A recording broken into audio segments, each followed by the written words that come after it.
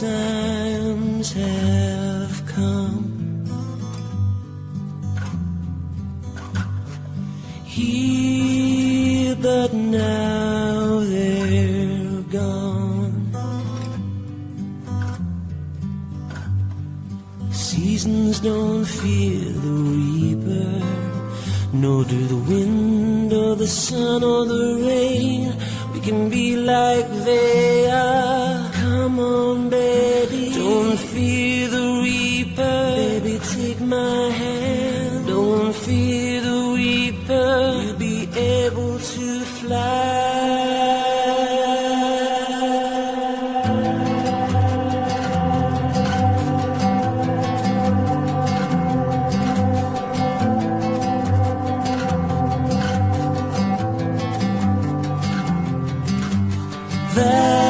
Valentine is done. Here, but now they're gone.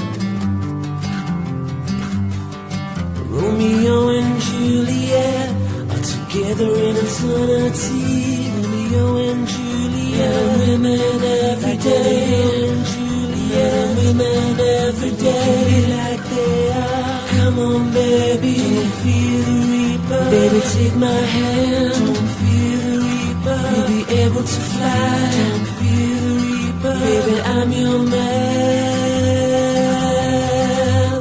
La la la la la. La la la la la.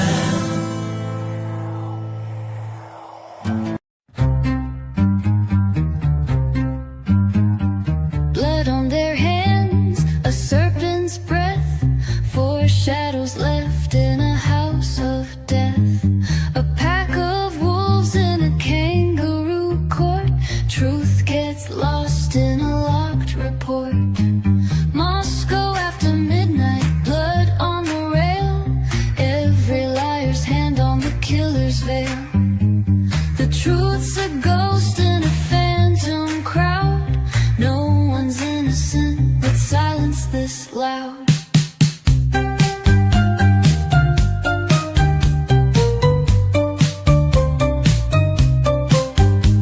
Frat boys swear on a broken vow. Pi Beta whisper she lied anyhow. They're gonna get you said where the cameras sink. When timelines converge, don't blink.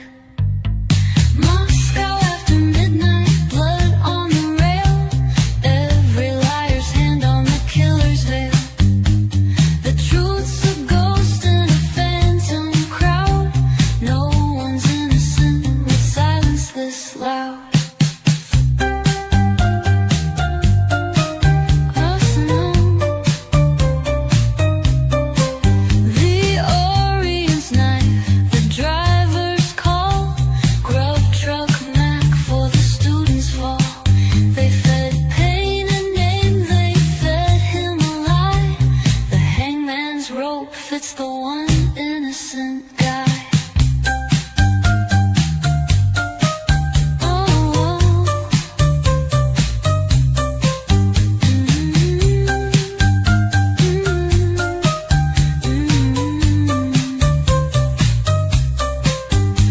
Moscow after midnight, blood on the rail.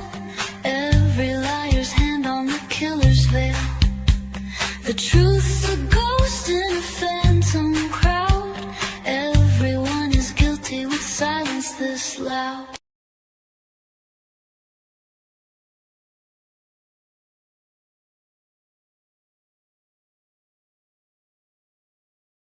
And we were forced to do this. We were forced into this behavior. We didn't want nothing to do with this loser. I mean, this guy was literally 27 years old living with his parents. He's a complete loser.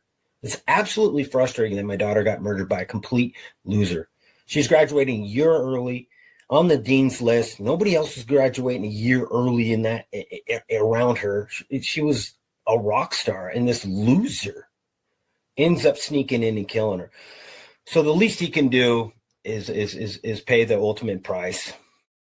The way that we have been convicting Kohberger is absolutely appalling and disgusting. I want all the evidence out. I want it to be clear. If I'm the parent of one of these poor kids, he is the boogeyman. For the court to allow the prosecutor to say, we need to keep this all private for a fair trial, really ignores the public nature of this case. It really ignores the fact that Brian has been essentially convicted in the media. You don't have to read but a few articles to see how negative they are about him. He has a right to have this information withheld, brought out in public, so that people can see it's not this neat little package. So people can start to wonder if Brian's innocent. Your Honor, Brian is innocent. And he has an absolute Sixth Amendment right to have his hearings in public. We think if the court allows the state to shield the information and how they got their information and what they don't want us to have from the public, they're using his Sixth Amendment rights to hide behind. And that's just not what the court should allow. We strongly object to these kinds of things being closed. They know that most people coming through the system are not factually innocent. You don't go on record claiming people are factually innocent unless you can back that up. You say the case is weak. You say the evidence is thin. You say so-and-so is lying. You can say a lot of things that call into question whether your client is likely to be convicted at trial. But to go all in on he's innocent, it's extremely rare. It's extremely rare. And yeah, I have to think they wouldn't be thinking that if Cy Ray is telling you, well, there's a decent chance he went to King Road. I mean, I just I don't think that's the case. The blurb for the book describes Kohberger as a, quote, brilliant grad student loner, a parent incel. That's really the language they're using, and explicitly tells the reader, quote, now you are the jury. The evidence is in. Oh boy. The publisher boasts of, quote, unquote, unmatched access to the investigation, including interviews with local law enforcement. There's been a non-dissemination order since almost the beginning of this case. We hope they pick the right guy, and that gives us hope, and we haven't had hope for a long time. The most prominent question is, how did that sheath get there? I think when you ask that question, I think you can have DNA on an object at a scene when you know about all of these other things and you don't find probable cause.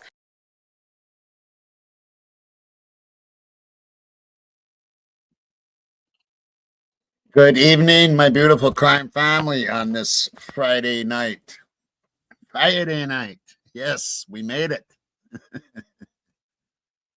And yeah, it's been quite a day here. And this is going to be quite a show because I'm going to be reading a lot. I got 28 pages to go through. And it's quite amazing.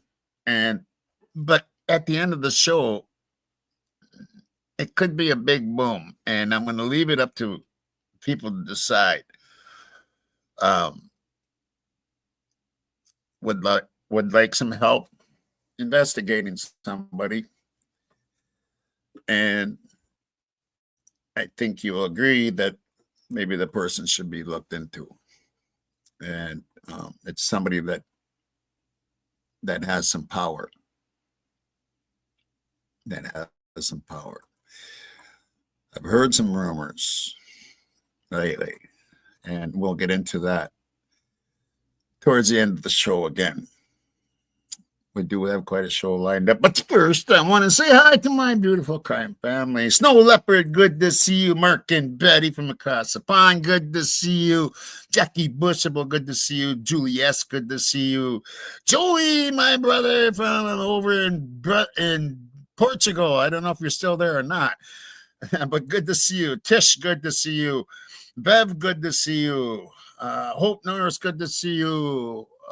Snow Leopard, let me keep going here. Carolyn Wood, good to see you. Debbie Gazzardo, my girl, good to see you.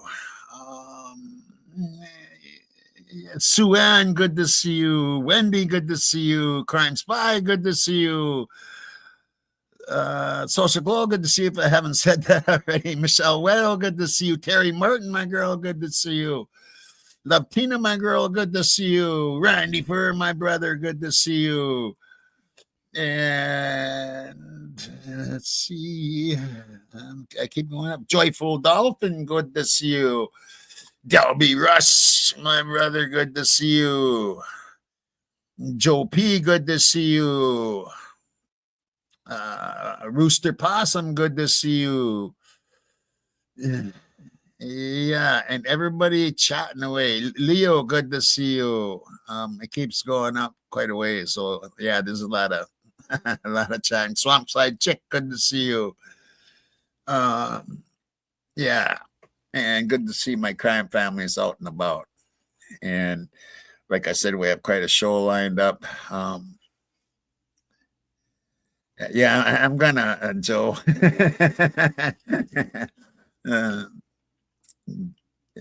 That'll be towards the end of the show when I get into that. But that was, I want to thank Virtus Aquitas for the video that you just watched there. They always put out good videos. So definitely make sure that you're subscribed.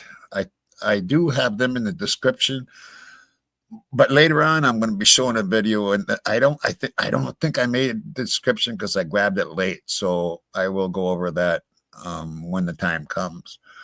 So anyway, how's everybody doing today on this ride? I hope your week was good, and I hope your weekend is going to be better. Yes, they do rock.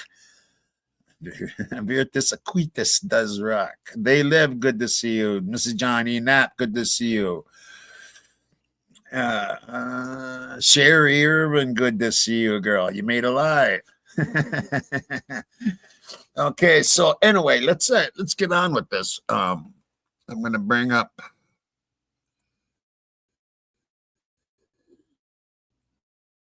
okay, I'm gonna bring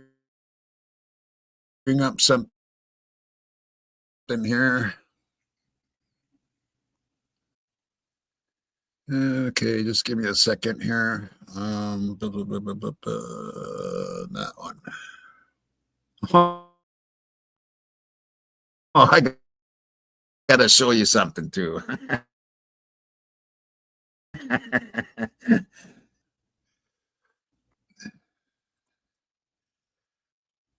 Okay, where did it go? There. Okay, so I got there's a new movie out coming on. Did you guys hear about it?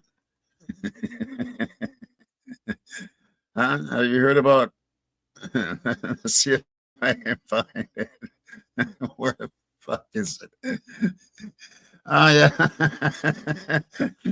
You remember Dan Aykroyd Saturday Night Live and all that, right? Remember the Coneheads? Well, there's a movie coming out called Attack of the Coneheads. You read about it? Yeah, here it is.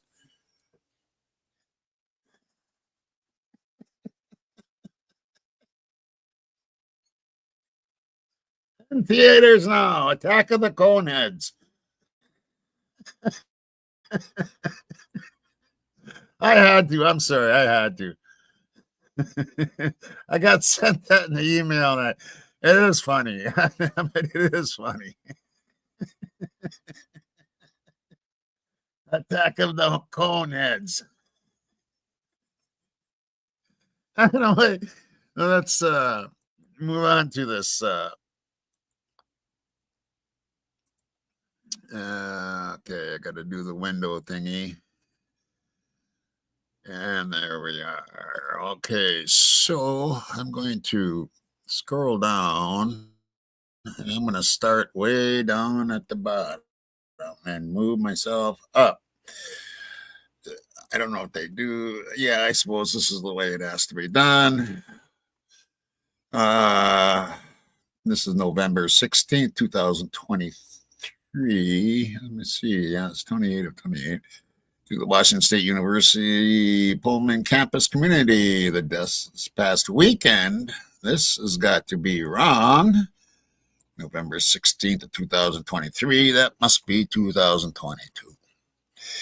Have shocked and saddened the WSU community while the case is under active investigation by the Moscow Police Department. Few details have been released about how and why it occurred and who committed these horrific acts.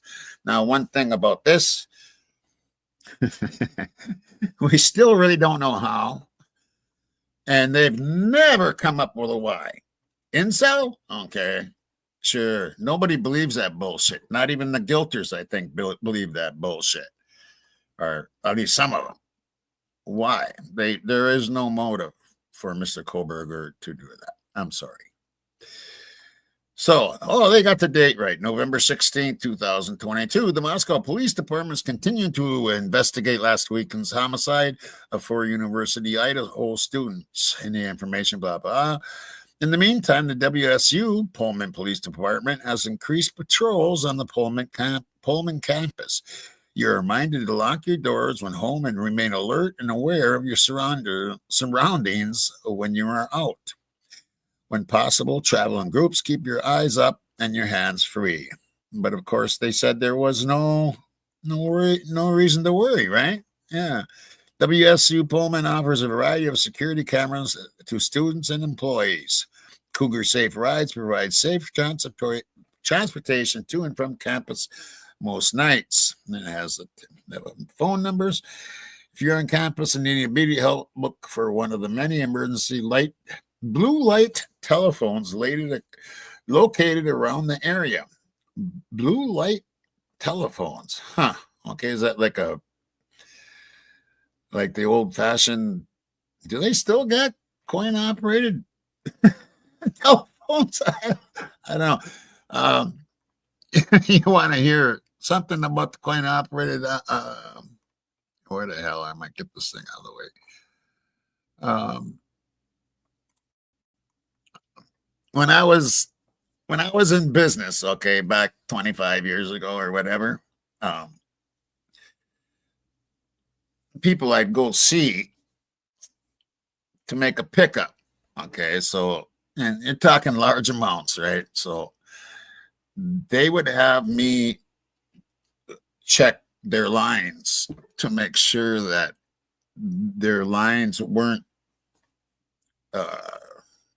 bugged, their telephone lines. And with those coin-operated telephone lines, you can do it. You go and you put your quarter in and you call the number. The person has to know that you're going to be calling. And they're going to let it ring and let it ring and let it ring. And then you hang up the phone. If you get your quarter back, your line isn't bugged. If you don't get your quarter back, someone clicked onto the phone and your lines are tapped. And that's how we know if the lines are clear. Just no trick. I thought I would pass that down. Like it has any meaning at all in what we're discussing. But anyway, back to where I was. So we scroll up here a little bit. This is all like the happenings, okay? Let me get up here to homicide up. Okay, this is November 19th, okay, of 2022. Moscow, Idaho, Moscow homicide update. Clarification. The cell phone used to call 911 belonged to one of the surviving roommates. Due to the ongoing investigation, the identity of the caller has not been released. We know now. Moscow, Idaho, the Moscow Police Department is providing the following information to update the public on the known facts surrounding the 4 murders that occurred on November 13th in Idaho. At this time, the detectives have investigated the private party driver who took Kaylee and Madison home on November 13th and do not believe he is involved in this crime. Okay, so we got that. But I don't know, and I don't know if I trust the Moscow Police Department. I really, not in an investigation like this on, and I'm wondering who did the questioning. We've never really known who did the investigation. Was it Payne that called these people and the kids and the, what did they ask them? What was the interrogation? Do they got it on film? Do they have it on film? These when they bring people in, they usually film it. And you know that, and I know that, because we watch crime channels all the time, and they show the interrogations and questioning on the shows, and they're always filmed. I would like at the end of this, at least at the end of this, if not beforehand, to see what questions they asked these, and was like people like JS, were they called in? I mean, he was 5 hours away, or did they just question him on the phone and say, "Oh, he's cleared"? I mean, I would like to know. Anyway, detectives believe that on November 12th, the two surviving roommates had been out in the Moscow community separately, but returned home by 1 a.m. The two did not wake up until later on November 13th. Initially, the 911 call was made at 11:58 a.m. on November 13th, requested aid for an unconscious person. The call was made from inside the residence on one of the roommates' cell phone. Moscow Police Department arrived shortly thereafter and found all four victims. You know what the weirdest thing is here? Is this right here, 11:58. It's almost as though they were told not to call until noon, or that they knew ahead of time they weren't going to call till noon. That's what it just seems like to me. Detectives confirm, and of course, who DM calls her dad shortly before this, and we know that now, which is very strange. And she made a bunch of calls before 11:58. Detectives confirm the victims are located on the second and third floors of the residence. Detectives are aware of multiple phone calls from victims, Madison and Kaylee, to a male. This information is part of the ongoing investigation. And we know who that is. That is JD. Now, one thing about the JD phone calls, let me get back to this page here. One thing we know about the JD phone, and the phone calls in particular, okay?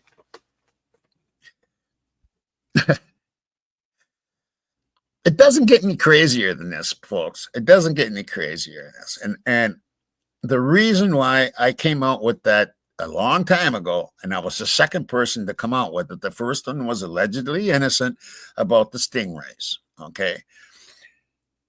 2:52 a.m. Kaylee's phone goes dead, goes offline. 2:53 a.m. Maddie's phone goes offline. 2:54 a.m. Brian Kohberger's phone goes offline.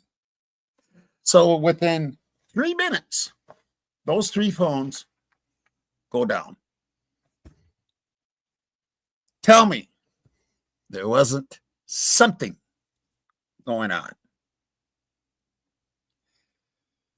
It's too coincidental.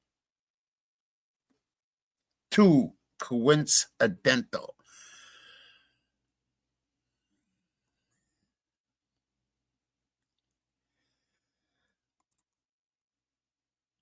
Cryptic. Also, WSU Kim said that the campus rumor was that DM and BF cleaned the mess up. I totally agree with that.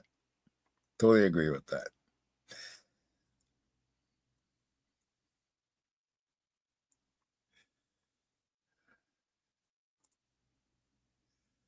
Simply Soul, right?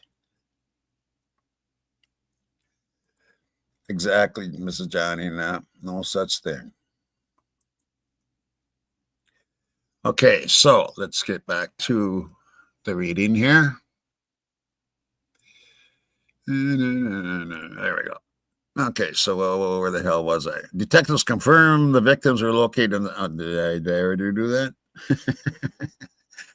Yeah. Moscow detectives are seeking help from residents and businesses within the area west of Taylor Avenue, north boundary, West Palouse River Drive, south boundary, Highway 95, south to the 2700 block of 95, east boundary, and Abora whatever, and Botanical Garden, west boundary, who have video surveillance at their residence or business between 3 a.m. and 6 a.m.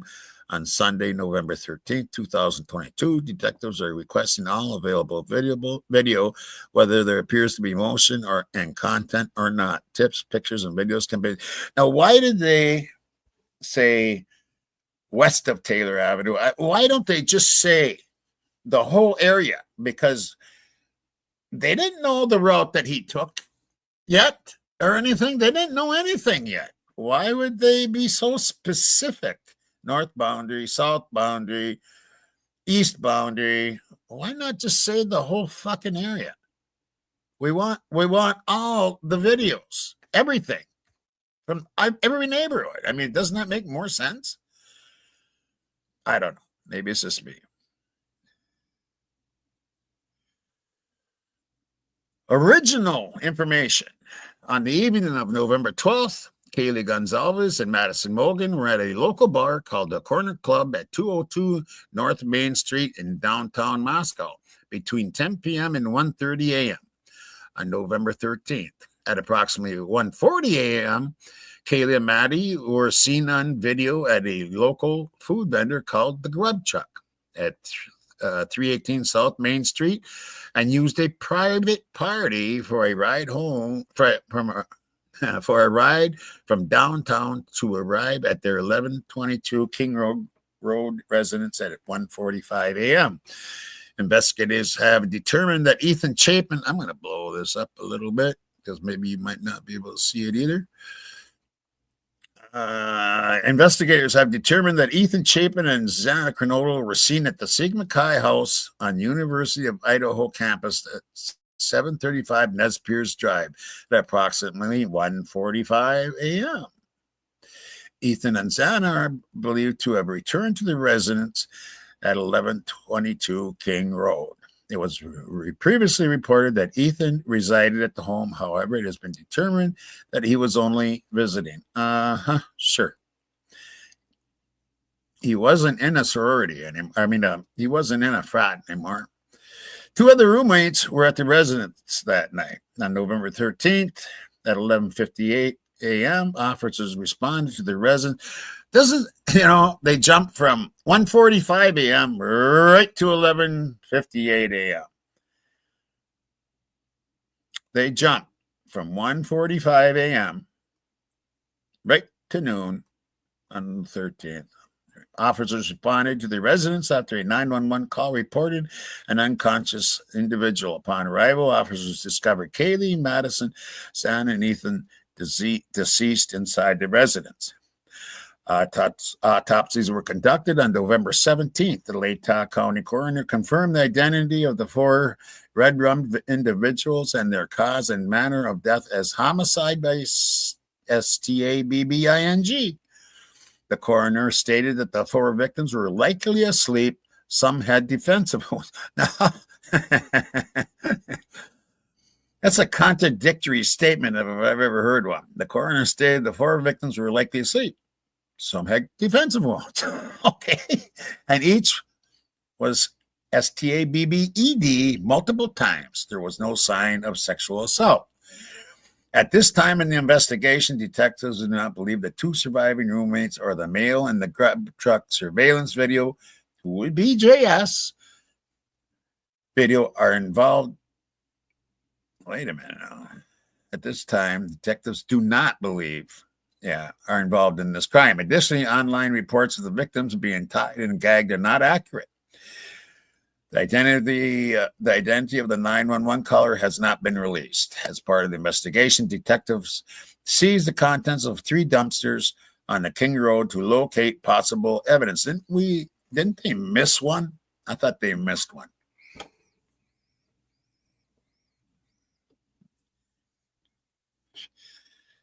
Additionally, detectives have contacted local businesses to determine if a fixed blade knife had been recently purchased. At the time of this release, detectives have received nearly 500 tips, which are being processed, investigated, and cleared. 38 interviews have been conducted with individuals who may have information about the red rooms. So 38 interviews. Doesn't say if they're phone interviews, if they're in-person interviews, just 38 interviews.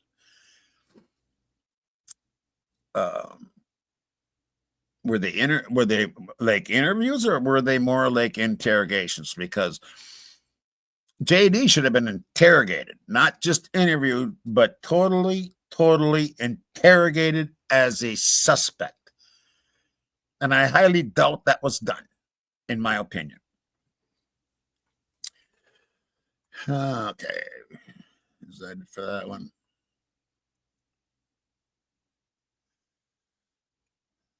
Oh, yeah. The Moscow Police Department is utilizing assistance from the Idaho State Police, the Federal Bureau of Investigation, and the Latah County Sheriff's Office. Moscow Police Department has 4 detectives on it, 24 patrol officers, 5 support staff. Federal Bureau of investigators, 22 investigators in Moscow, 20 assigned agents located out of Treasure Valley, Idaho, Salt Lake City, Utah, and West Virginia, 2 behavior analysis unit. Idaho State Police, 20 investigators, 15 troopers, public information officer, ISP forensic services, and mobile crime scene team, 15 uniformed troopers to assist with community patrols. Currently, there are no suspects in custody and the weapon has not been found. Anyone who's observed suspicious behavior has video surveillance or can provide relevant information about these red rooms is asked to call tip line, blah, blah, blah, blah. Yeah. All of this. And this is what they came up with. Brian fucking Kohberger.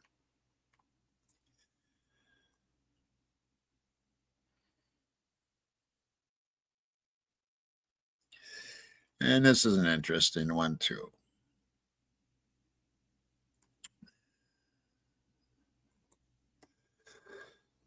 Moscow homicide update, and this is December 20th, 2022. Investigators are aware of a Hyundai Elantra located in Eugene, Oregon, and have spoken with the owner.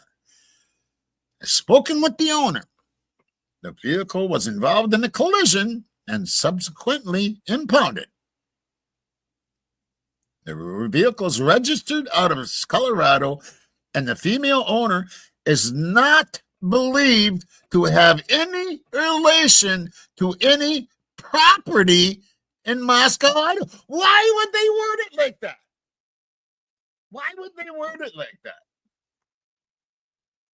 And here it comes to come to find out, yeah, the owner is related to the owner of the house. Or the ongoing Red Room investigations. The public is asked to stop contacting the owner. Well, maybe we want to get information out of this person. It is not believed to have any and a female owner is not believed to have any relation to any property in Moscow, Idaho. Original release, Moscow, Idaho. The Moscow Police Department, MPD, is providing the following information to update the public on the known facts surrounding the 4 murder run-rums that occurred on November 13th in Moscow, Idaho.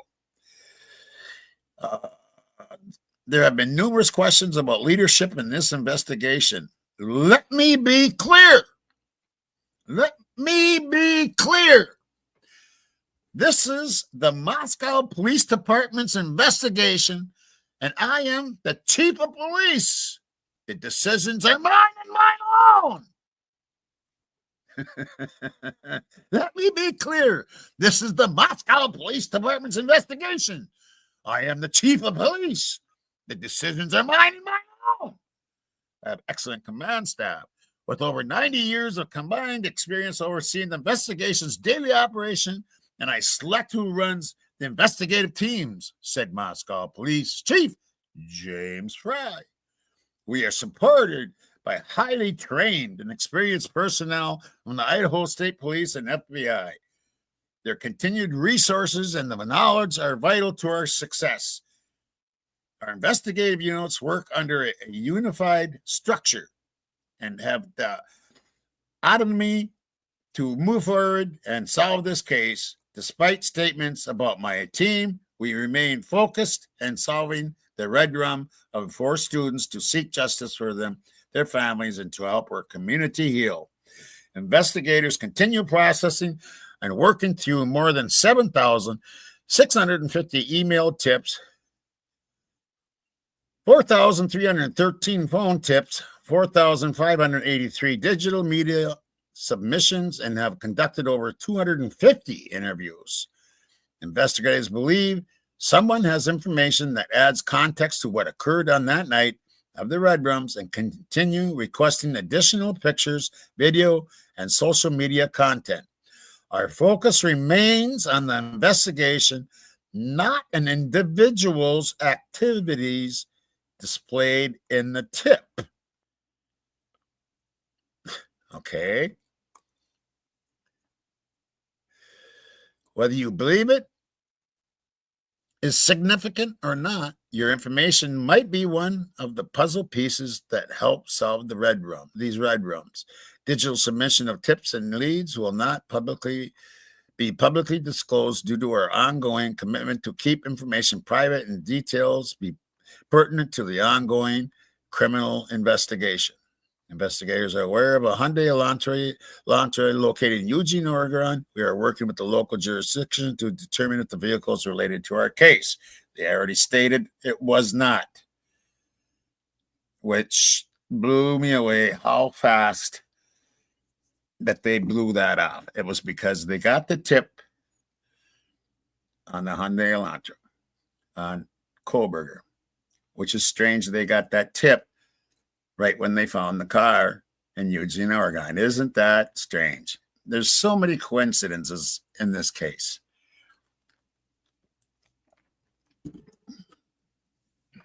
Let's do this rumor control. Rumor control.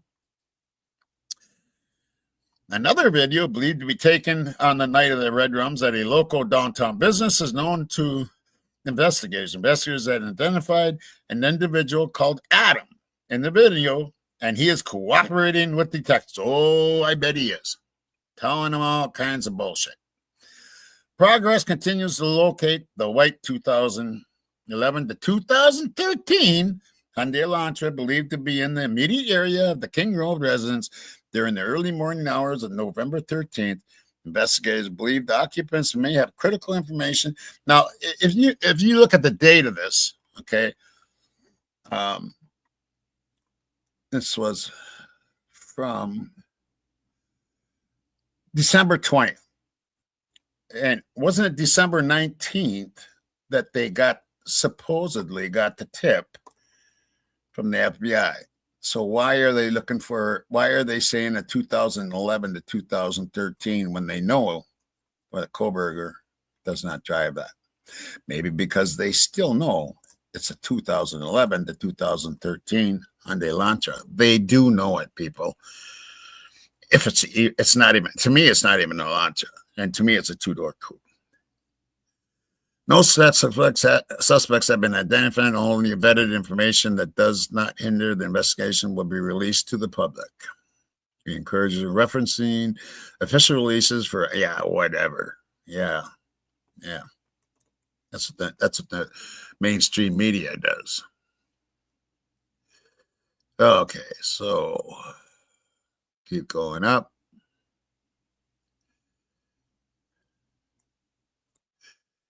Okay, here we go. So this is December 15th of 2022, 3 days after.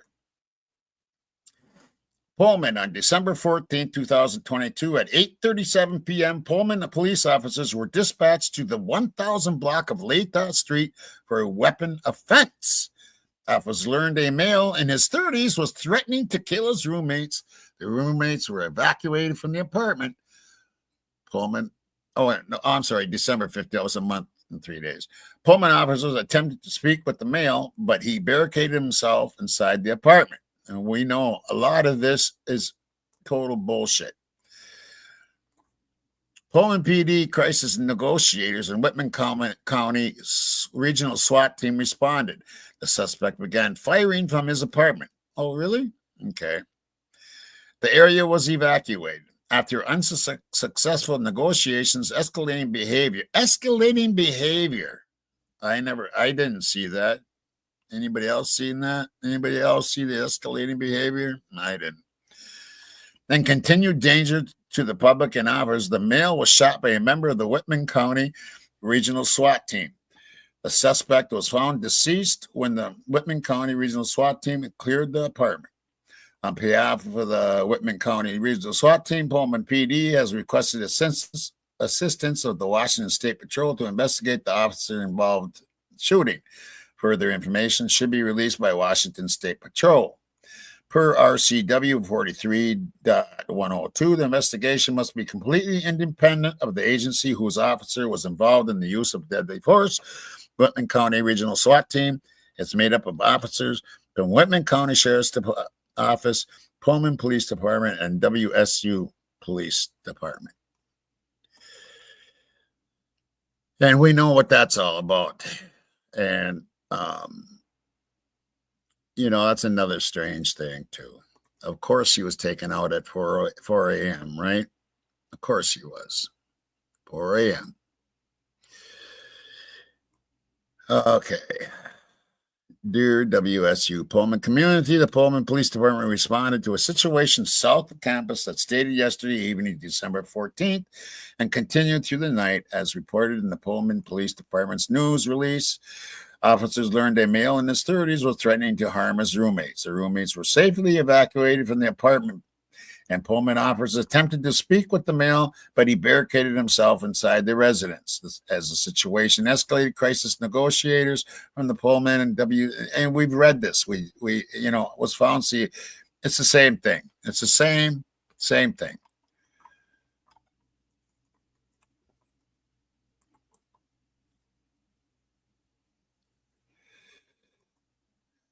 And here on December 19th, they identified Brent Lee Kopaka. Cause of death is a gunshot wound. The manner of death is homicide.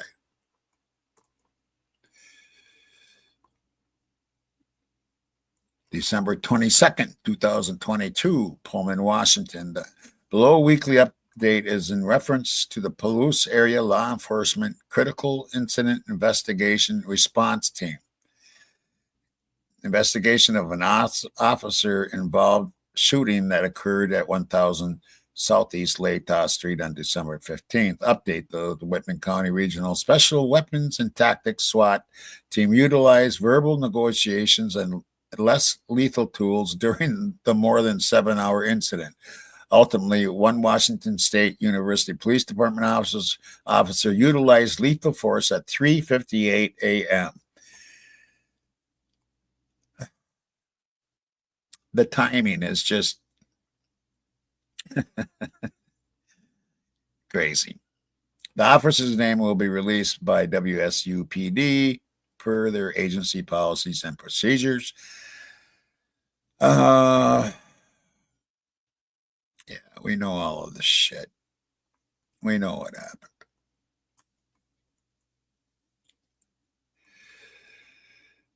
Okay. And that goes over the same thing. SWAT, we're going to keep going.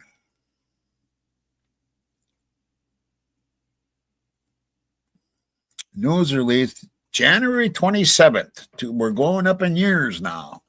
January 27th, 2023. Gary Jenkins, Chief of Police. Didn't he retire, or am I mistaken? Can't remember. Statement by WSU Police Chief Gary Jenkins on the events in Memphis. Our hearts go out to the family and friends of Tyree Nichols, whose tragic and horrific death at the hands of the police officers shocked our nation. Every police officer across the country should denounce the actions that led to Mr. Nichols' death. I am disgusted by the actions of the former police officers who perpetrated this attack. I am glad that they will be held accountable. The officers and the staff of Washington State University and police departments join the WSU community in condemning the unnecessary and brutal attack on Mr. Nichols. No law enforcement officer should abuse their power or stand by and allow it to happen. Maybe you should teach your own police departments in that area that same thing.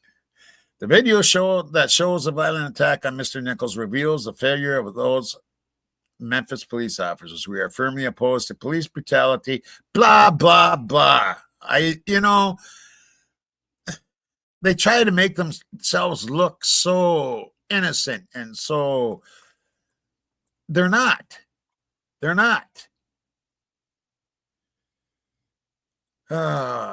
Okay, I'm going to let me get back to me here.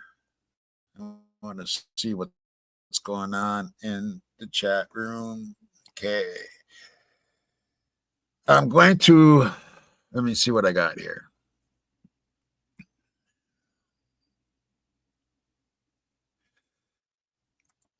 Okay, before I get done with all that reading, I am going to show some videos. Let me see what I got here. I did show that one. Okay.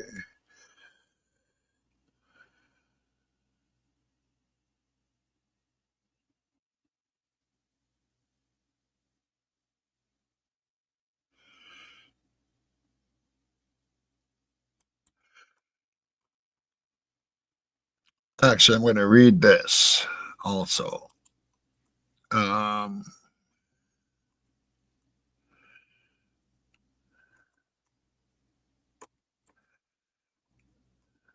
me see here.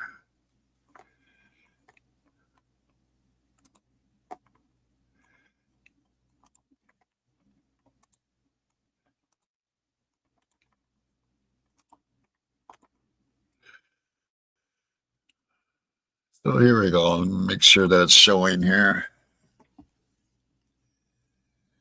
Oh, goody. Twins win tonight. Yay.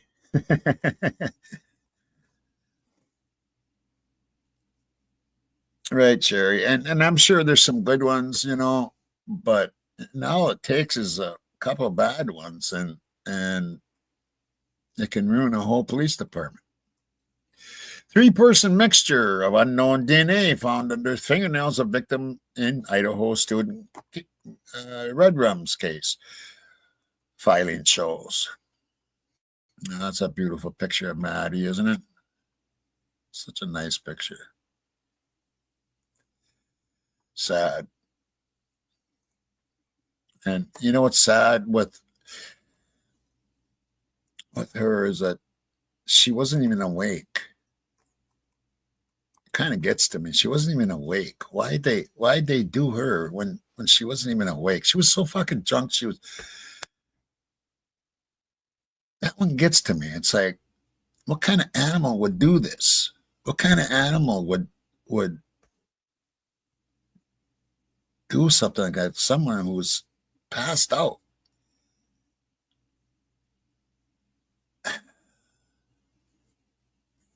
Anyway.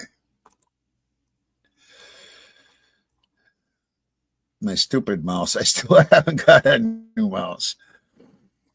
A 3-person from CNN, a 3-person mixture of unknown DNA was found under a 21-year-old university's Idaho student's fingernails after she and 3 other students were red rummed at an off-campus home in November 2022. A new filing reveals the new evidence from victim Madison Mogan came more than 2 years after she and Kaylee Gonzalez, 21, Zana Kernell, 20, and Ethan Chapin, 20, were fatally STABBED in Moscow, Idaho. Brian Kohberger, a Washington State University graduate student in criminology, faces 4 counts of first-degree red rum.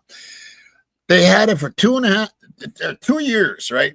2 years they had this DNA under the fingernails, and there's still one that's unidentified.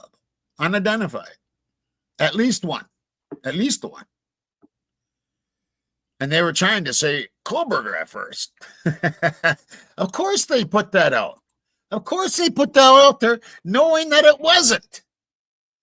And Ann Taylor had to have send it to someone of her people, and it could not be Brian Kohberger's. Of course they leak out, oh, it's Brian Kohberger's. Again, to paint guilt in the jury pool.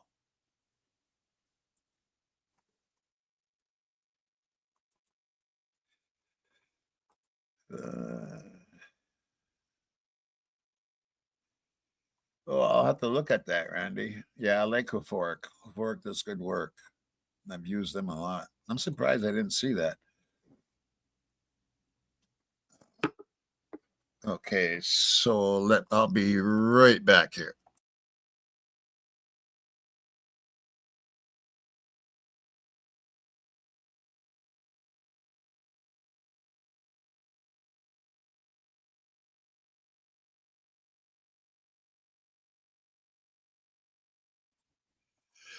My cat's driving me nuts, going in and out, in and out, in and out. Anyway, in a motion filed last Monday, the defense asked the DNA evidence be kept from the jury in Kohberger's upcoming death penalty trial because jurors could believe that the DNA is Kohberger's, and according to the defense, it is not.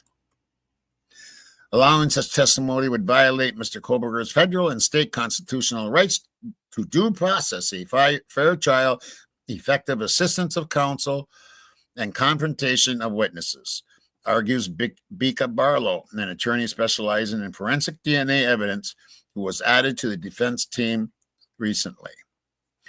A not guilty plea has been entered on Kohberger's behalf, and his trial set to begin, blah, blah, blah. This document shows there was preliminary testing done. Preliminary testing done on the fingernail clippings, and a likelihood ratio was calculated that, according to the defense, proved to be inconclusive. The motion states testing did not provide a likelihood ratio for Mr. Kohberger. Or the motion states testing did provide a likelihood ratio for Mr. Kohberger from the analysis, but any conclusion is redacted in the filing. It would prejudice Mr. Kohberger in that it might allow the jury to infer that the inconclusive data, so that's pretty much telling you what it says, inconclusive data would mean that his DNA might be present in the sample, the defense argued. According to the defense motion, the testing involved a comparison of hypotheses, not a statement of identity or probability of identity. Not a statement of identity or probability of identity. Two hypotheses were looked at. One is that the DNA belongs to Maddie Mogan, her best friend Gonzalez, and one unknown, unrelated person. The other is that the DNA belongs to Mogan and two unrelated individuals. Well, we know more now, don't we? One sounds like is Kohberger or whatever his name is. He's got a few aliases.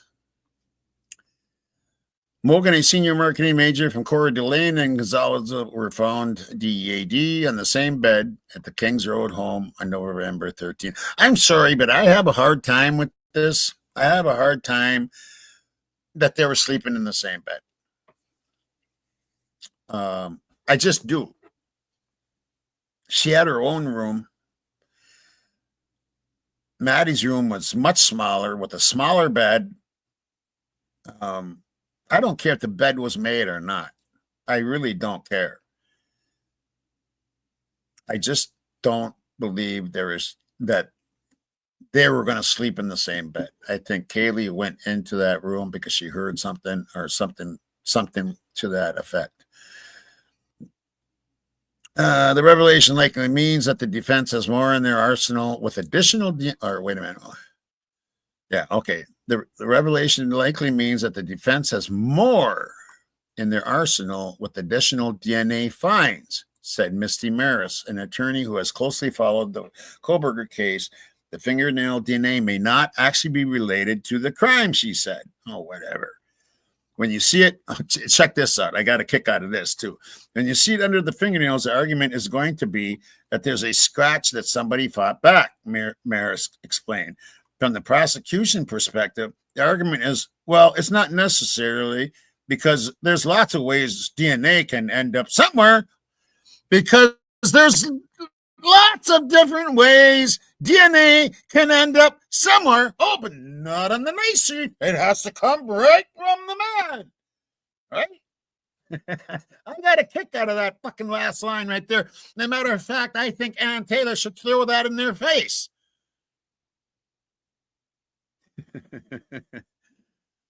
Because there's a lot of different ways DNA can end up somewhere. Really, tell us the ways. Tell us the ways on that touch DNA.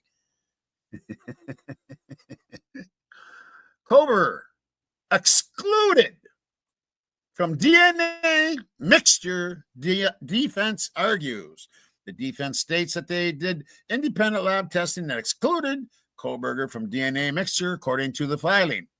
However, the defense admits this evidence was presented to a grand jury by prosecutors that they were seeking an indictment in early 2023. They also write, the state argued that the testimony was presented to the grand jury as exculpatory and an effort to elicit favorable evidence for Mr. Kohberger. At this point, the court has not posted a response from prosecutors. Prosecution has an ethical obligation and duty to turn over everything that can be exculpatory, Maris said. The defense will likely argue that there's reasonable doubt that Kohberger committed the red rum, she said. Well, of course. But duh. Their argument is going to be that once the investigative genetic genealogy match was made and Kohberger was identified, that law enforcement essentially put on blinders. Maris said they didn't care about anything else, so much so that they didn't even care that there is additional DNA evidence both at the property and now on the person of one of the students. You think? To prove reasonable doubt, the defense will likely argue that there was a significant failure in the investigation to pursue any and all possible paths to find the culprit of the heinous crimes. Maris said, you have this entirely other set of potential DNA that could have led investigators, had they pursued it, to somebody else. And that's going to be a huge component of the argument, she said. The revelation comes as several pieces of DNA evidence have been challenged by the defense. The prosecution's most important piece of evidence is a DNA sample taken from a knife sheath left at the crime scene. Investigators then used investigative genetic genealogy, a forensic field, combined DNA analysis with genealogical research to connect that sample to Kohberger's family. According to prosecutors, subsequent DNA testing found Kohberger was a statistical match to the sample leading to his arrest, according to prosecutors. To combat that evidence, his defense team has repeatedly questioned the use, legality, and accuracy of the DNA testing done in each step of the process. And in a closed hearing last month, testimony from several witnesses raised questions about how investigators had used a DNA sample from the knife sheath to identify Kohberger as a suspect. Further, the defense addition of Barlow to its legal team bolsters their expertise on the topic. I thought that was interesting. And yes,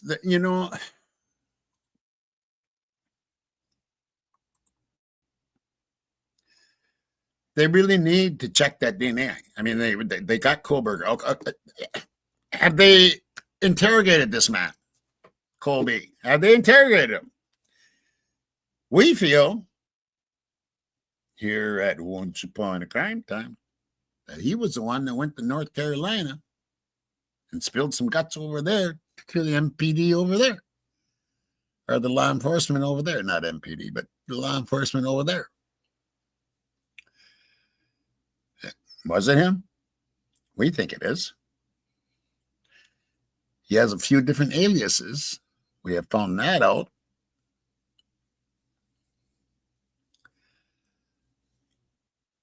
Yeah.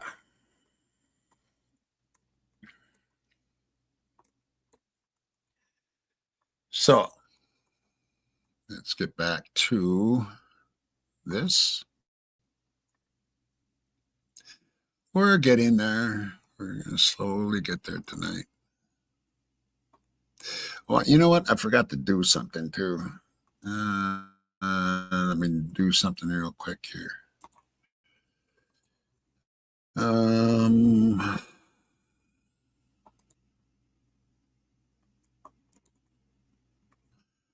Not sure if they're here or not, but if they are, I'm going to send a link email to somebody, you know who you are. Oh,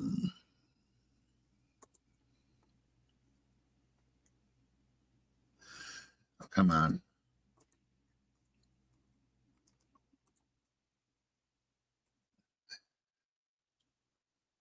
Probably going to be choppy right now because I'm loading a page up here.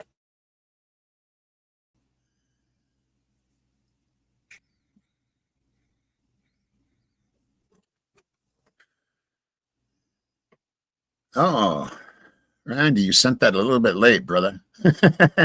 For this show, anyway. I got a couple.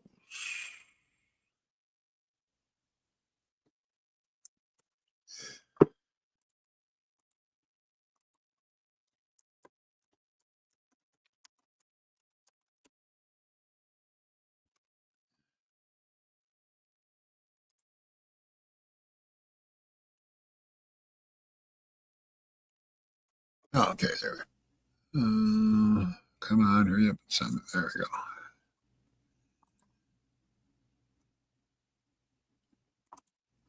we go. Okay.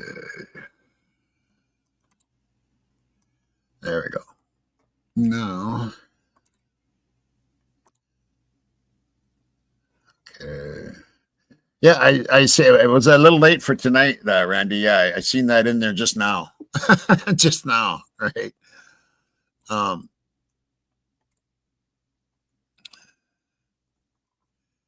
Okay, so here we go.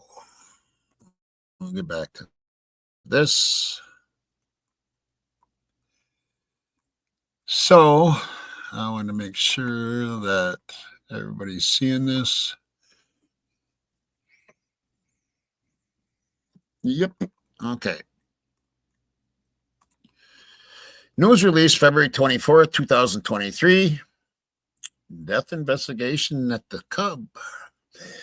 On Friday, February 24th, 2023 at 3:10 p.m., WSU police responded to a call of an unconscious person. Uh-oh, here we go again. At the west doors of the Compton Union Building, CUB, 1500 Northeast Terrell Mall on the WSU Pullman campus. Upon arrival, officers discovered a 39-year-old male unconscious and unresponsive. Upon officers performed CPR until the arrival of Pullman Fire Department paramedics who took over CPR. Paramedics were ultimately unable to revive the subject. Based on the information available at this time, there is no known active threat to the WSU community. We've heard that. The WSU Police Department is actively working with the Whitman County Coroner's Office on the investigation, as it does following any death on campus. The name of the individual and the cause of the manner of death will be released by the coroner's office. WSU police will notify the WSU community immediately if there is any change, and the initial threat assessment updates will be posted on the webpage. Now, we know, do you guys know who this is? Because I do. Do you know, anybody know who that is?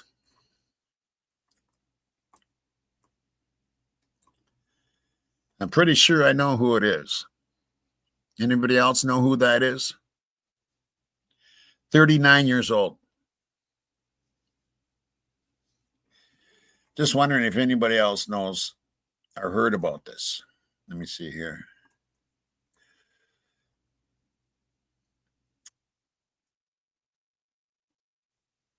Okay, well, that's Mrs. Mabbitt's son who committed suicide.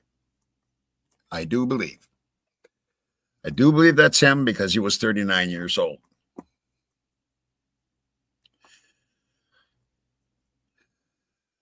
Which, to me, is another weird thing about this case. And it makes me ask the question,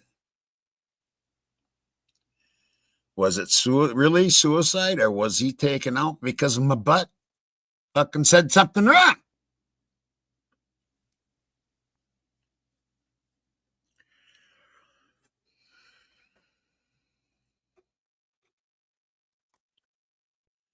Know what I mean? I mean, it's just weird. It's just weird. I mean, you're talking, what's the date on that? February 24th, 2023. So you're talking what? November, December, January, 3 months later, 3.5 months later. Not even 3.5 months. He commits suicide. Okay. To me, that's a little strange. Says there's an ongoing investigation. Now, here's where some things get interesting. Brandishing a weapon. Friday, March 10th, 2023, at about 1:50 p.m. today, a subject was reportedly brandishing a machete-like weapon out of their car window in an apparent road rage altercation. The weapon was displayed in the area of Grand Avenue near Whitman. Look at the shit that goes on in these towns. That's what I'm trying to get to, is what goes on in this area. The weapon was displayed in the area of Grand Avenue near Whitman Street in the city of Pullman. Shortly before or after that incident, the vehicle was seen in the WSU Pullman campus on North Fairway Drive near the Student Recreation Center. The vehicle is described as a dark green Subaru Legacy. No description was provided of the driver and sole occupant of the vehicle, if you have any information. But now later, okay, I want to show you. Update on Monday, March 6, 2000. The suspect was arrested by Pullman PD on March 5th. Okay. Suspect has been identified, but is not in custody. Okay, that's strange too. Friday, March 3rd, 2023, Pullman PD is investigating several sex offenses this afternoon involving a male subject in the proximity of sorority houses west of campus. The subject is described as approximately 6 feet tall with brown hair and facial hair. He was seen wearing a light green or distressed gray zip-up jacket, a gray hooded sweatshirt, work-style pants, and brown boots. He was seen driving a gold tan 2001-2007 Toyota Highlander. If you have information that may help police identify, blah, blah, blah. Okay. Here he is, dude. Dudes. Look at this. Oh, geez, I almost thought that was Brian Kohberger. Except this guy looks a little more evil.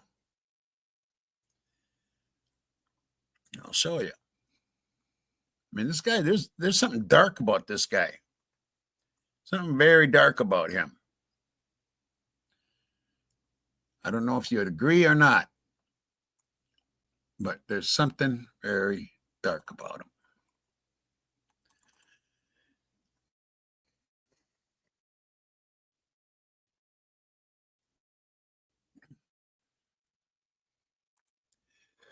And where did that go?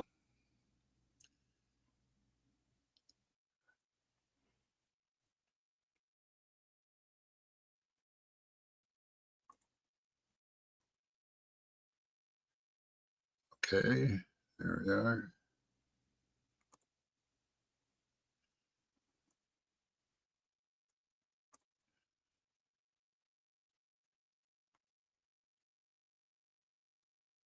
Okay. I'm going to show you a blow up of this. Let's see, this might be blowing up a little too much, but we'll see. It's not on my end, but it might be on this end. Let me see if you guys are seeing this. Tell me this guy doesn't look like he's fucked up.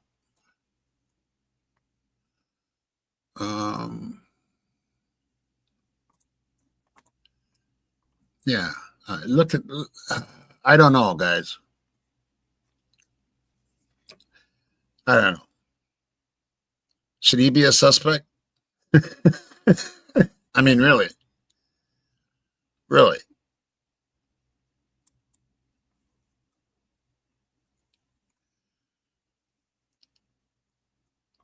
Let's look at that again.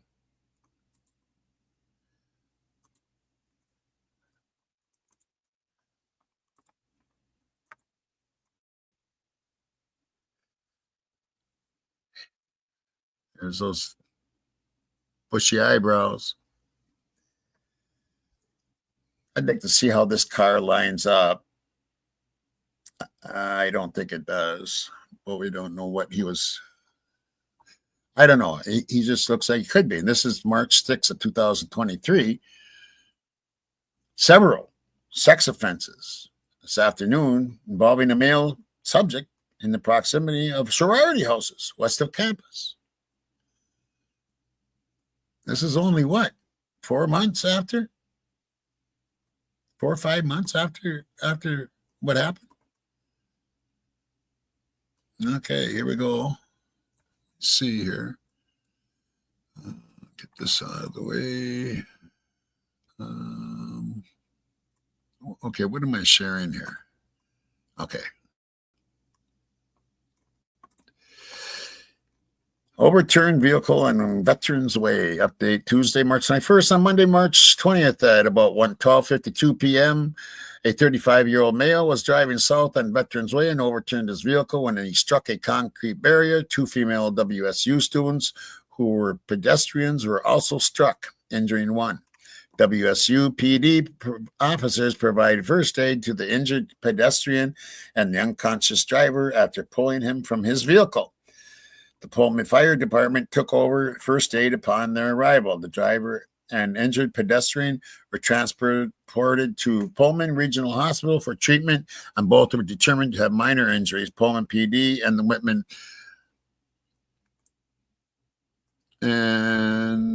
Whitman County Sheriff's Office provided assistance with the scene documentation. A blood sample from the driver was obtained with a search warrant. The cause of the collision is still under. Here's just more stuff going on in that area.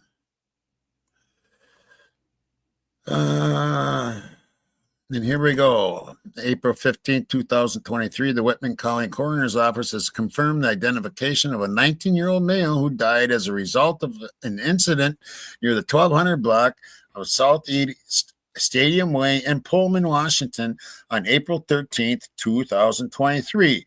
The decedent is Theodore Ray Clarkson III, the descendant. The cause of death is asphyxia due to hanging. The manner of death is suicide.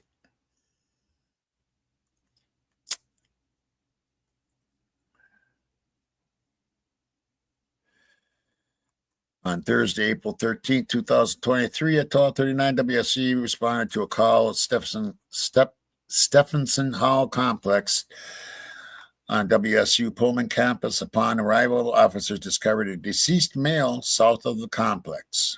Based on the information available at this time, there is no known active threat to the WSU community. The WSU Police Department is actively working with the Whitman County Coroner's Office on the investigation that does. What is going on out there? What the fuck is going on? I guess that's my question.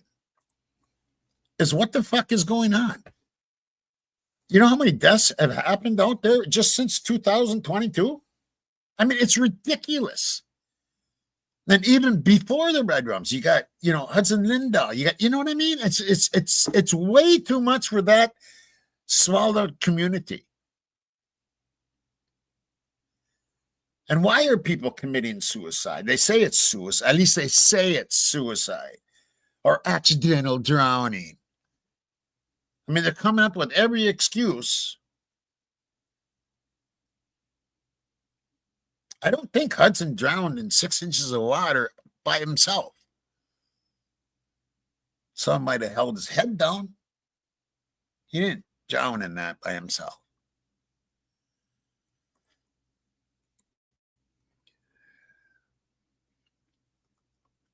All right.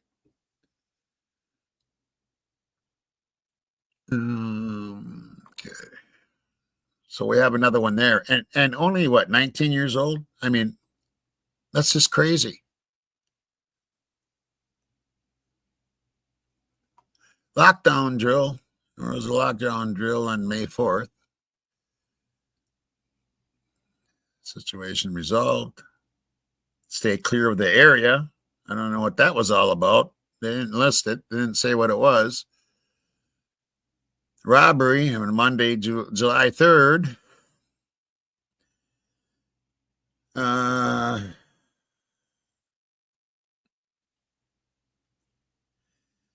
Robbery. Both suspects are being held in the Whitman County Jail and multiple counts of felony robbery. 3 residents of the terrace apartments reported that they were robbed of their cell phones at about 2:50 a.m. this morning. What the fuck?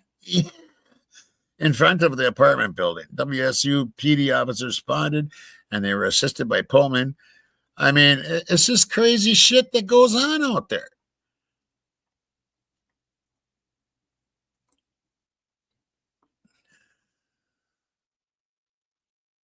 Here, Saturday, December 16th, 2023, at approximately 4:20 p.m., WSU PD officers responded to the report of a male attempting to gain entry to an apartment at the Kamiak Apartments located at blah, blah, blah. A male was seen running from the area after he was unsuccessful. He was described as a skinny white male, approximately 6'1", bald, and wearing a dark brown old jacket and cream-colored khaki pants. While investigating the attempted break-in, officers learned this was at least the 3rd time someone had attempted to enter an apartment at the complex. WSU police are continuing to investigate the incidents and ask anyone with information to contact the department. Here's people trying to get into apartments in broad daylight. Of course, they remind people to lock your doors. Yeah, nice little community, right? Lock your doors.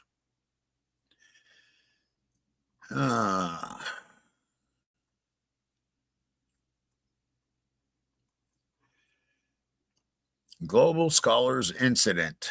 Thursday, April 11th, 2024, the Whitman County Prosecuting Attorney issued a statement.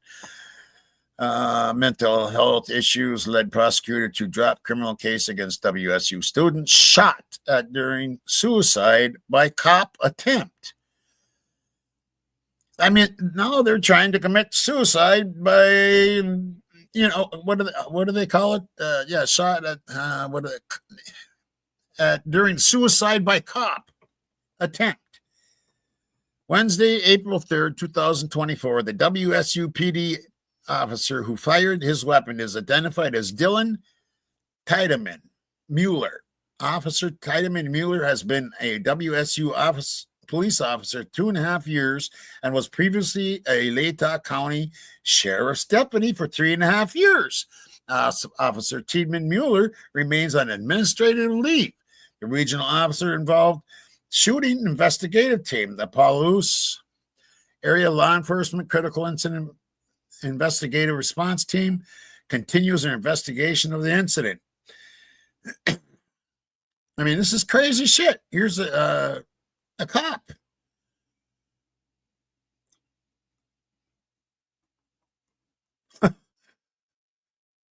Thursday, March 28, 2024. Additional investigation revealed that Bazan was the person who called to report a subject with a knife and described himself. And described himself.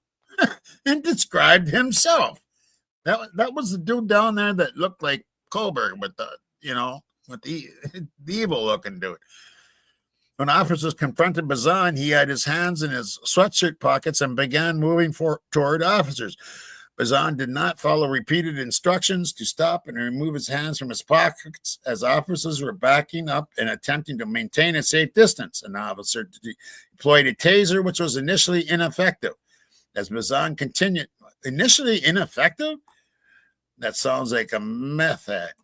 As Bazan continued to move forward, the officers, Bazan quickly removed his hands from his sweatshirt in an aggressive manner. At that point, an officer fired a shot from his firearm, which missed Bazan.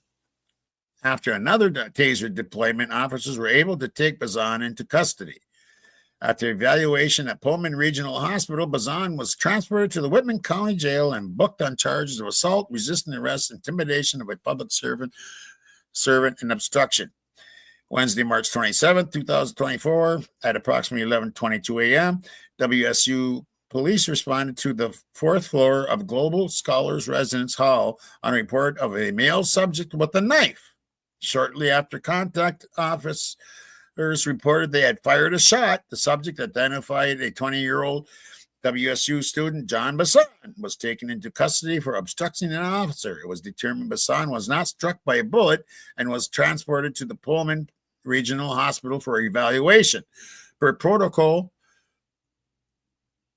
the regional officer involved shooting investigative team will conduct an blah, blah, blah, blah.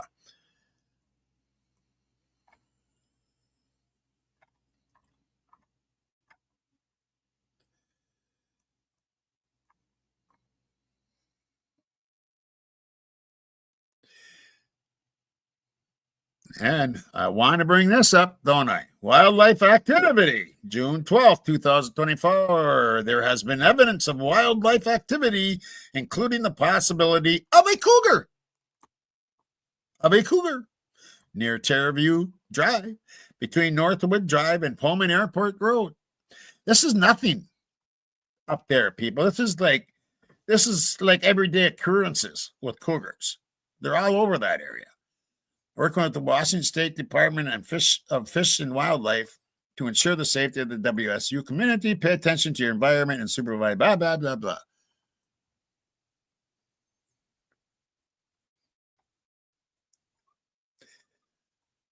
Safety notice, level 3 sex offender notification, Thursday, September 13th, 2024.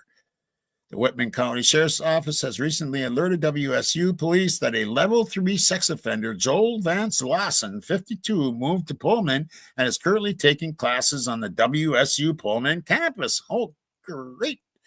Additional details can be found in an attached bulletin or online. This individual is not wanted by law enforcement at this time. This notification is provided in the interest of public safety and must not be used to intimidate, threaten, harass, or injure an individual. You think that's not going to happen now that you put it out there? But they have to do this, in which I agree in. This individual is currently living off campus. Law enforcement and WSU have no legal authority to direct where a sex offender may or may not live off campus. Although WSU policy does not permit level 3 sex offenders to live in university housing. Unless court-ordered restrictions exist, this offender is constitutionally free to live where he chooses. Oh, boy. Yeah, I don't know about all that shit either.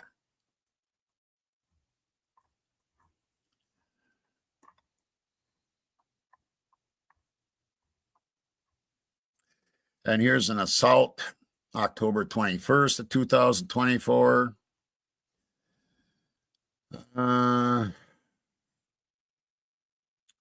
Last night, WSU police received an official report of an assault occurring on campus on Monday, October 21st, 2024. Shortly after 8 p.m., the assault involved a female WSU student in the parking lot just south of Beasley Coliseum. An unknown subject grabbed the student from behind and choked her, causing her to lose consciousness. She regained consciousness and found herself at the same location where she was originally assaulted. She believes she may have been sexually assaulted. She did not see the subject, so no description is available. What the fuck is going on over there?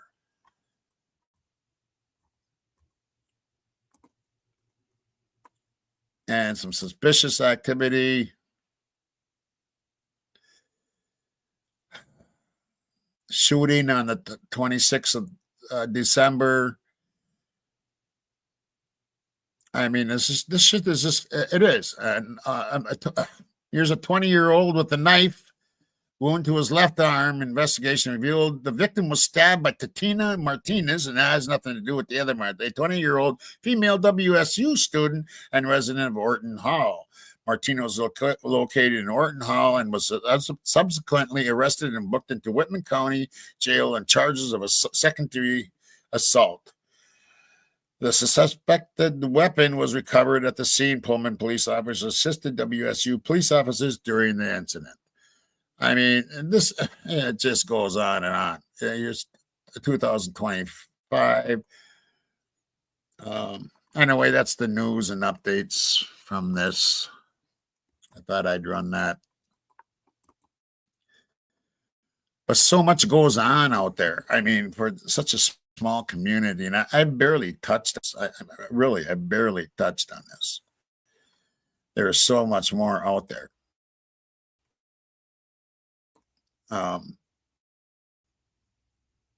Let's see. Yeah, that's the one right there, Terry. I don't know if it was a child though.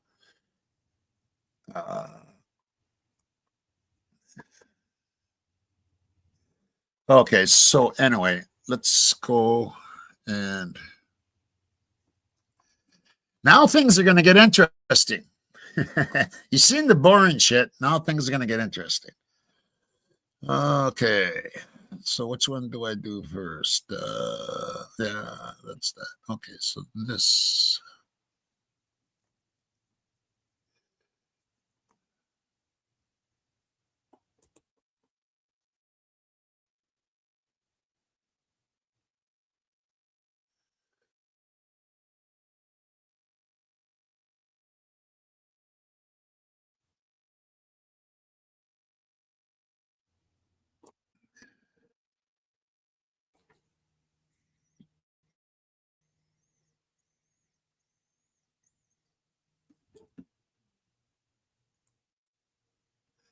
Okay, here we go.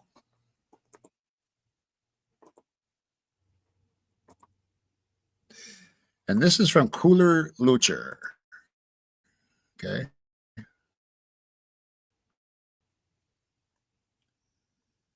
And here we go.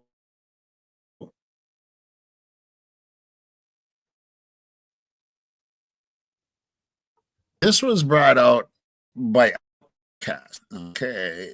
And it says Nick knows, Kaylee. Nick knows. I want you to watch this.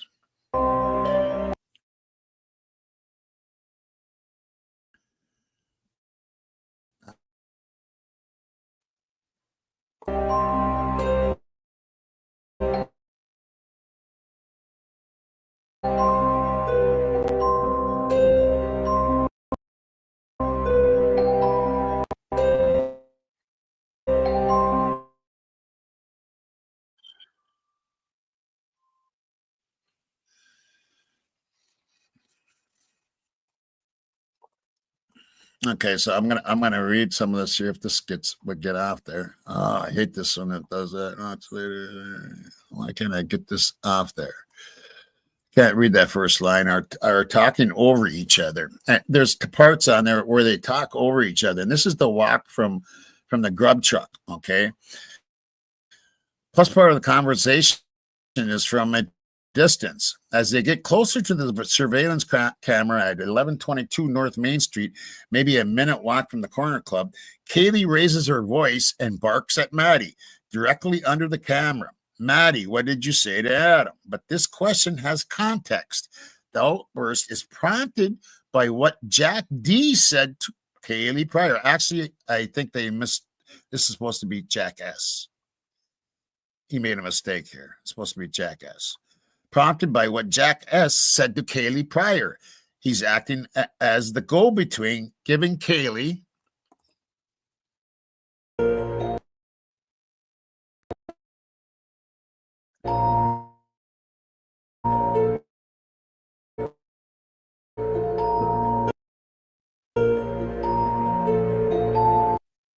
oh, this stupid thing is in the way. Say to Adam, okay, drives the media and Gonzalez's narrative and gets stuck in your head, and you're told that it means nothing, when in fact it means everything. You are told it was just a couple of girls talking about their bartender, and the rest of the conversation is ignored, erased, suppressed, and buried. And that's what's happened. Every time you see that footage, all you hear is, what'd you say to Adam? I told Adam everything. You don't hear what he has said before that, or even show what was happening. That Maddie was holding on to Jack's arm and then kind of shoved him away. No, anyway. When in fact it means everything is suppressed and buried. The clip becomes smaller and smaller, reducing the audio intentionally. So the initial words of, and that is true. And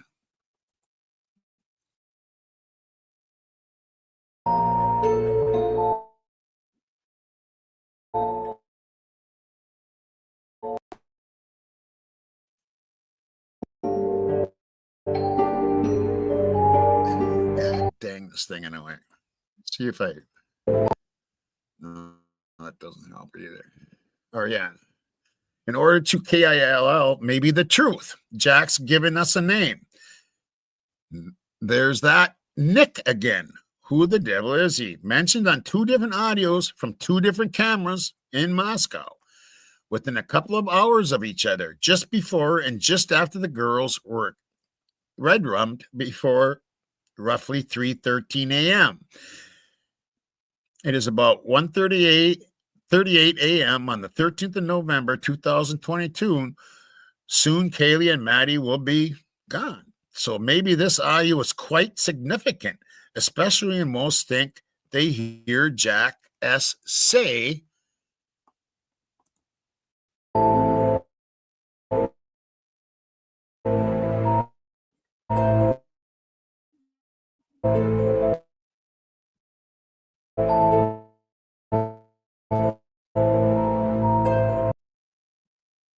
and actually it says they're going to get you for that, Maddie, but everyone heard it. Obviously, the comment is directed at one of the girls, maybe both, but there was no context attached to the statement until now, possibly from listening again and again to Outkast's audio.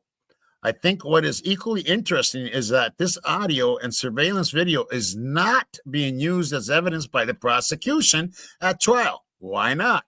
Because it affects their corrupt, lame narrative of accusing an innocent man. You can now clearly hear the full. It's getting there. It's getting there.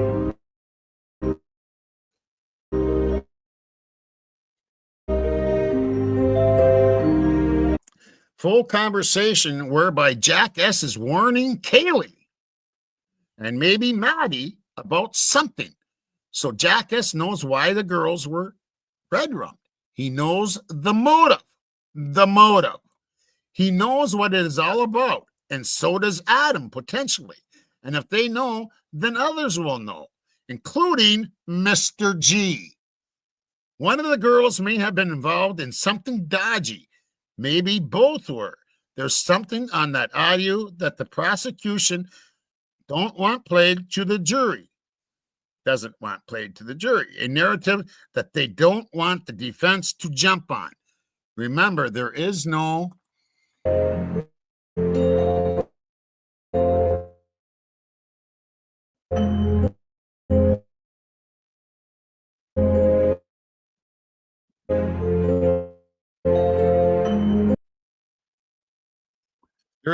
digital connection between this trio and Brian.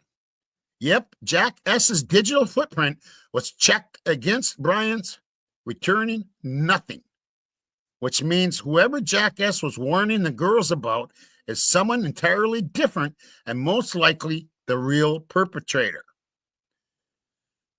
No digital connection between this trio and Brian. No connection between Kaylee, Maddie, Jack S. No digital connection or digital footprint was checked against Brian's, returning nothing, which means whoever Jack S. was warning the girls about is someone entirely different and most likely the real perpetrator. And what did Nick do? And given all three knew this person, you can bet this person is from Moscow or at least from Idaho. Maybe someone from just around the corner. Maybe not. I'm going to get into something here in a bit that's going to blow your mind. So this is what I heard from Outcast's audio. I wouldn't put it out.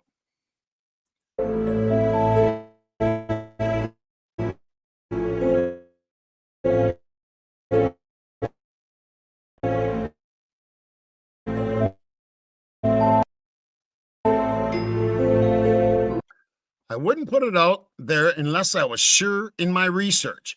But we must always test and research and theory. And if I'm wrong, that's okay. Sometimes you don't want to be right, but because then it's real. Notably, when the trio come into the view, Maddie's arm is actually linked to Jack S.'s arm. Fact. True. She's nestled into him, so they are physically close. That doesn't signal any fear or dislike towards Jack S. at the beginning. However, Maddie was so intoxicated, she was probably resting on him as a prop. True. A Zimmer frame. Notably,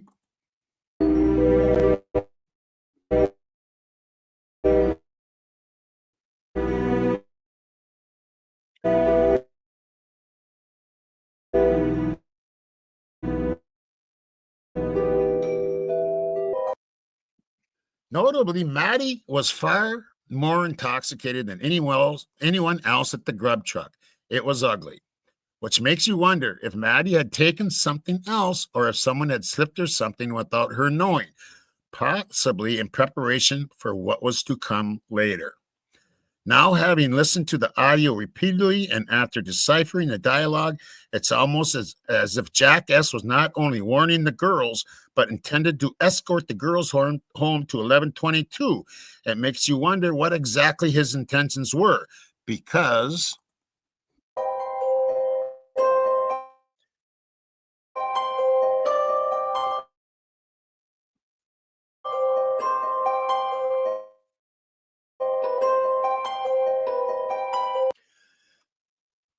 meanwhile, back at 1122, screams were echoing through the University Heights. It had started. Zana and Ethan were being attacked, which makes me wonder if it was a mistaken identity, because I've stated before, I'm struggling to connect the couple's red rooms. And yes, because everybody's thinking like one person did it, or two or three, but it was all done at once, and there was one motive. No, there wasn't. There was at least two motives, at least two. And that's why people are struggling to connect the couple's red rooms.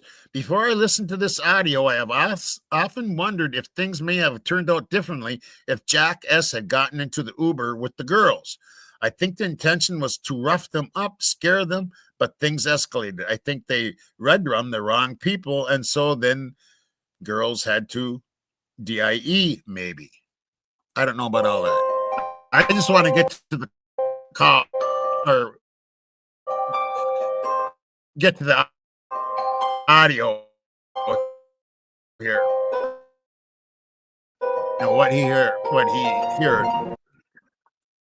Next is the transcript of the conversation extracted from that video audio by Outcast. I can't write it out linear because they are talking over each other. A lot of the dialogue is occurring simultaneously, which means some of the dialogue is buried under the louder vocals, like Maddie loudly saying, "Guys, chill," in a drunk, prolonged manner. So I presented it as I hear the words chronology or whatever, and color coded who was speaking and saying what? It sounds like Kaylee stole some money, maybe a lot. I think the audio is only about 13 seconds long. Here we go.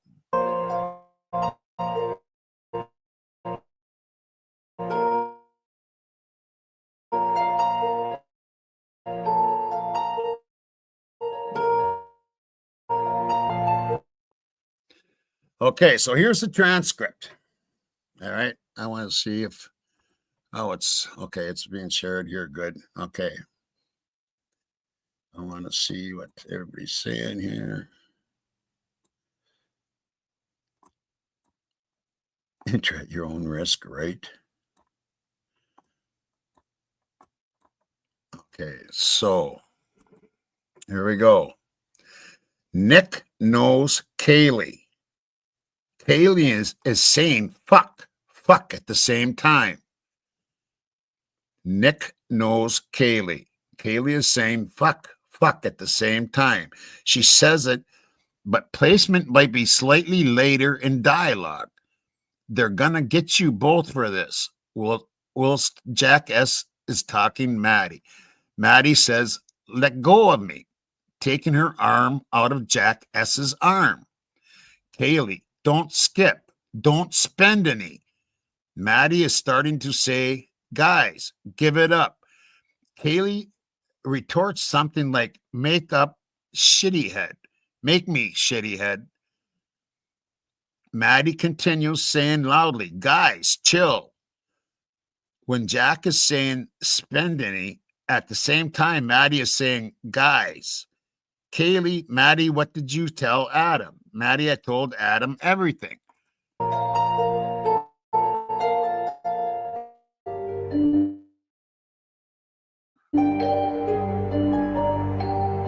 But right there, Nick knows Kaylee. Okay, and that's who he's talking about. It's this Nick character.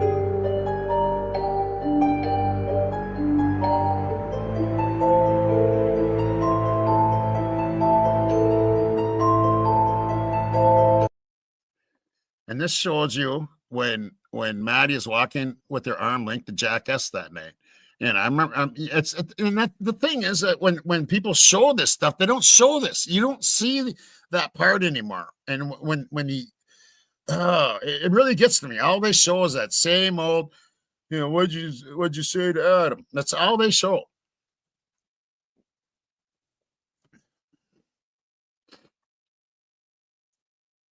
So Maddie removes her arm after Jack S says, Nick knows, Kaylee.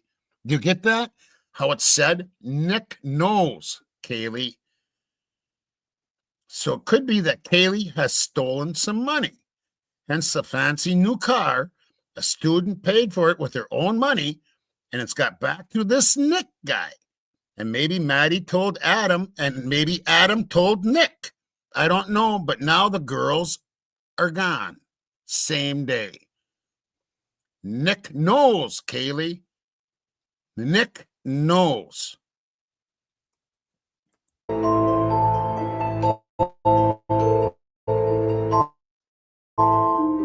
And that is what he said.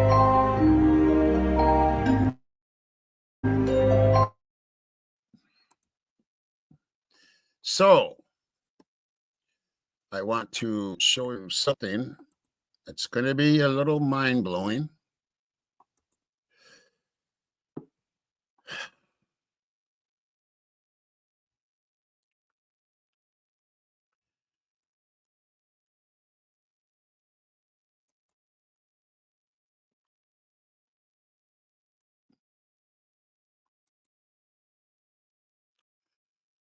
I'm going to show a picture first.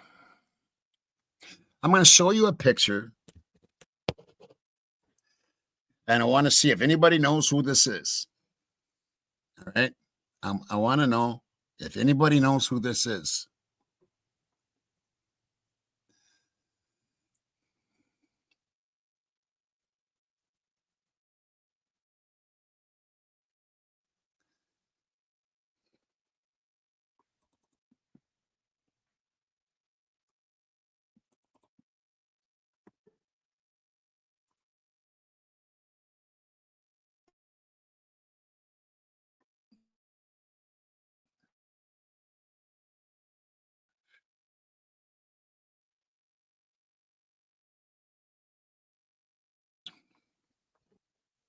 It's coming.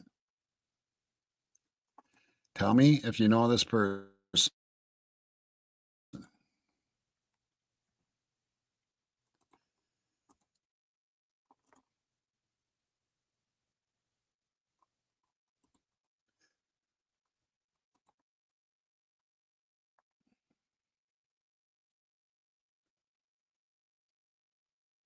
Anybody know this person?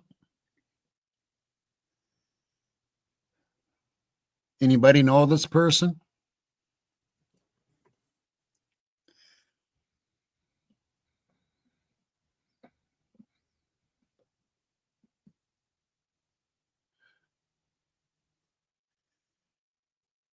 Anybody know this person?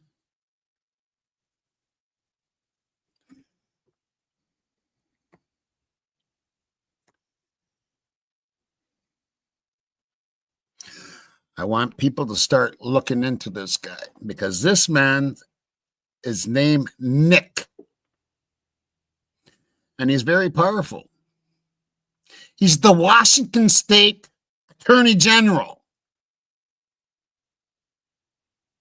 Nick Brown. Am I saying that he did it or is involved at all? Nothing, not at all. I'm just showing you who the Washington State Attorney General is. And you can look him up. Can't find a whole lot on him. But guess what else is crazy? You know how I'm a big fan of Survivor? Remember, I've said it lots of times. I watch Survivor every night. Just about every night I watch at least an episode of Survivor, right? This man was on Survivor season 2.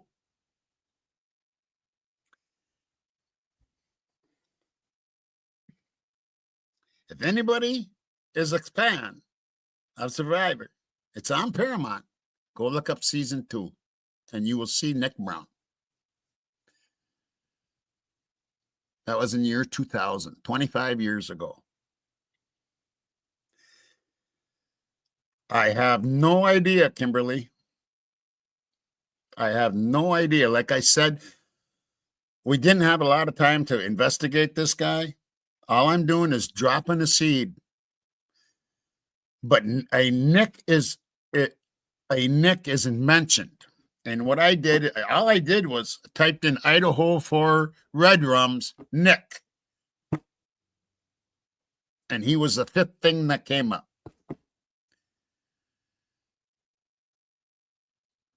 And he was, at that time, he just became in 2025, became the AG of all of Washington. He was the AG of Western Washington when this happened.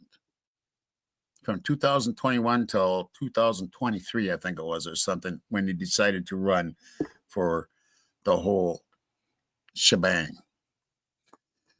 But his name is Nick Brown. And if people want to look him up and see what the deal is, Cooler Lucier, if you're watching, I'm just, presenting what I got. He, he might see this and laugh, I don't know. I do know that I want to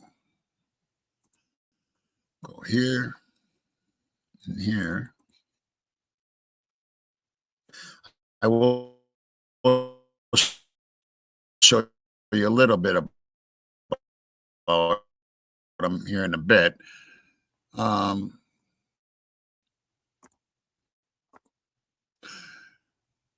I know is that we're looking for somebody by the name of Nick.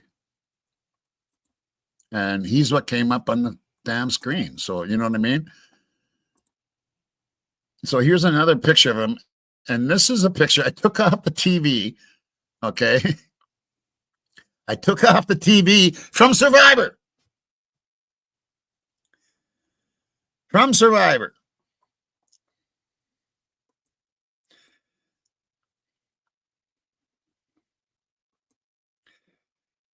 You'll probably remember him. But the thing is, when you have somebody that has that much power, he's the Attorney General, people. He's the Attorney fucking General of Washington State.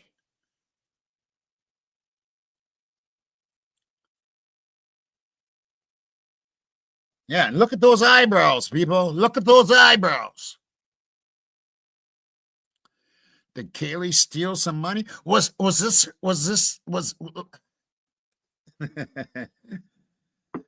what do you call him? Sugar daddy? Is that the sugar daddy from?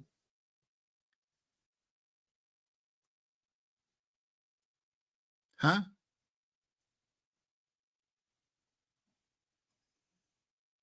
Did she get a hold of his money? Somehow? She had how many bank accounts? Did she give half of it to her dad? You know what? If there is a connection, Steve knows it.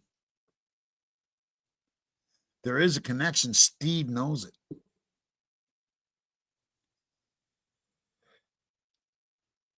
All right. People are starting to look up. Yes, he's also, of course, military, and it was in the military. Yes.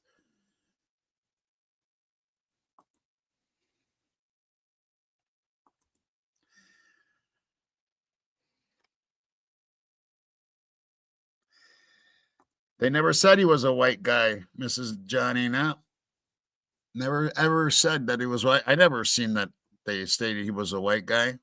And if he had a mask on, it would be really hard to see if he was a white guy or not, especially when it just showed the eyes and eyebrows.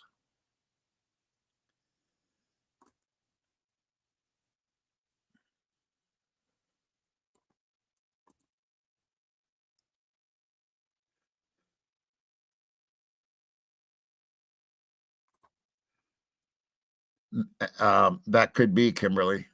That very well could be.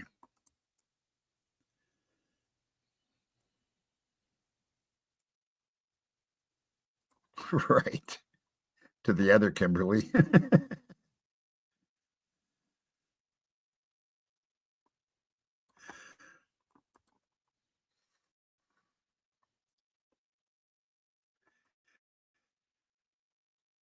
So, yeah, just think of why they would be scared. This man could go just about anywhere he wants to go and take care of people.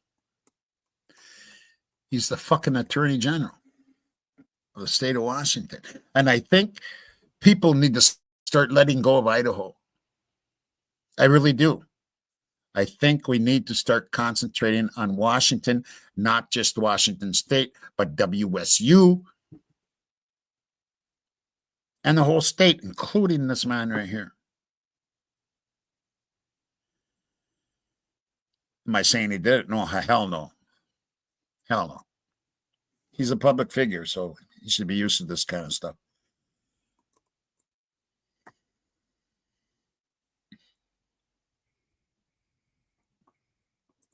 Yeah, I don't remember that swamp side, but that doesn't mean it that she didn't say that. Yeah.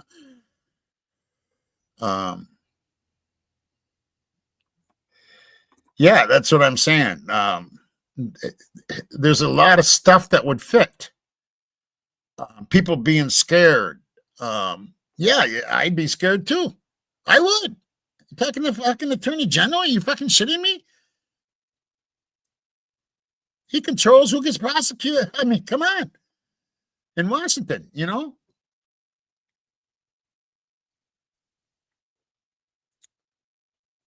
And he's got Hollywood connections, being on The Survivor. They meet Hollywood people. He's well connected.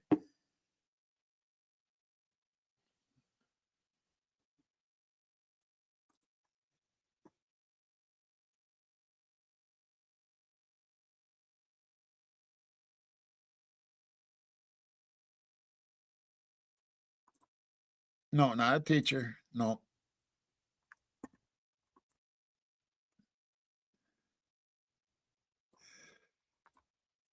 Okay, I will do that, Translucent.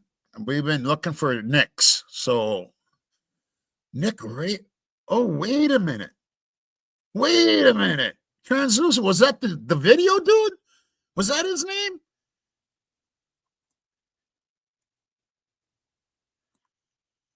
Was that the video dude? Translucent? Wasn't the video's last name Rabus or Rabus or whatever? It does sound very familiar.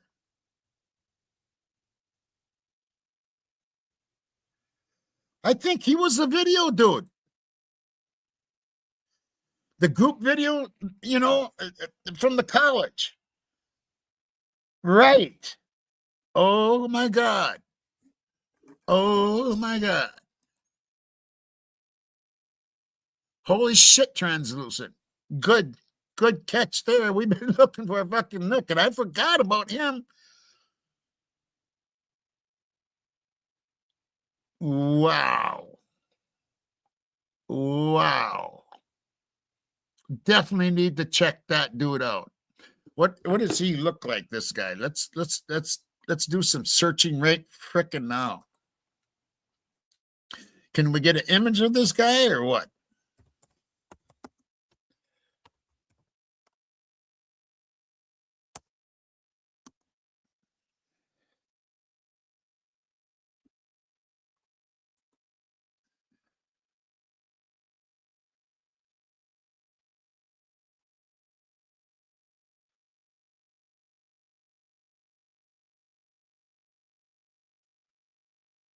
Let's do images.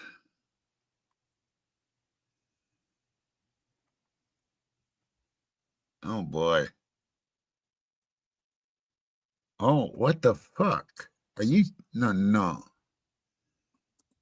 Oh, here we go, right here.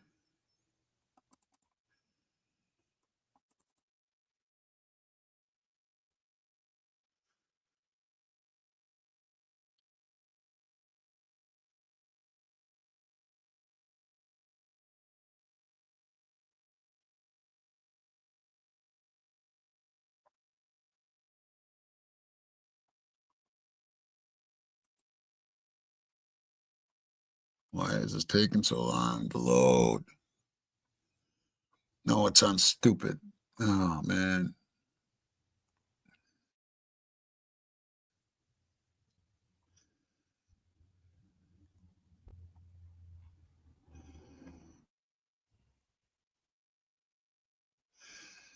Okay, so what I'm going to do is I'm going to show this real quick because it's that a lot of people might not have seen this. I remember like when I put it out like when it first came out.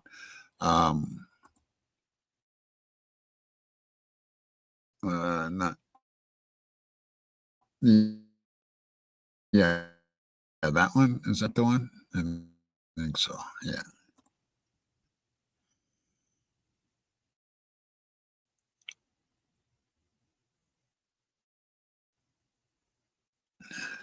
What the fuck? Why isn't it sharing?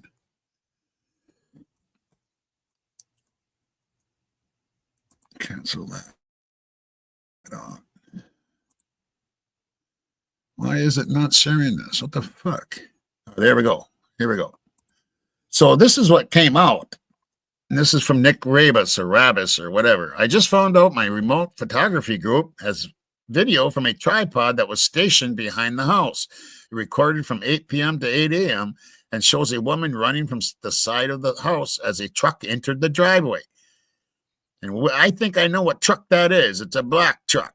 Entered the driveway. She ran away from the house and right by her tripod at approximately, almost but not completely accurate or exact, roughly 2 a.m. A group member removed the tripod, and I don't know who has the video. It is the group's right to not disclose why we record, but we would send any recordings in special circumstances. But what I remember is that when I first heard about this was that this dude, and I don't know what, this is before I had a channel. This is before I even thought of having a channel. I mean, I seen it on the news and I just thought I'd do some checking, right? And I went and did some checking and I seen where this one dude said that he had found a YouTube video where it showed that what he was talking about. The video behind the house, and it showed the girl running and everything. And the guy talked about it, and he said that he left the video. There was about 1,000 views, and he went back like just an hour or so later, and he was going to download it, and it was gone. And then this Nick Rabis or whatever came out with that statement after I read that. So the dude wasn't lying. He actually seen it on video. Someone actually posted it on YouTube and then took it down. Allegedly. Right. Okay. Allegedly. Yeah, I don't get that either, Translucent. I always thought that was really weird. And why at that house on that night? It's just too strange and fucked up.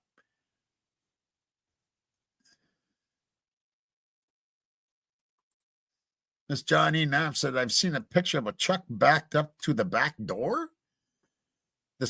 The sliding back door?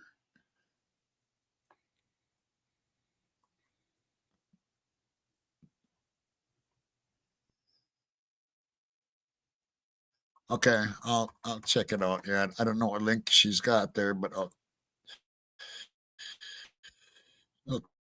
check it out here.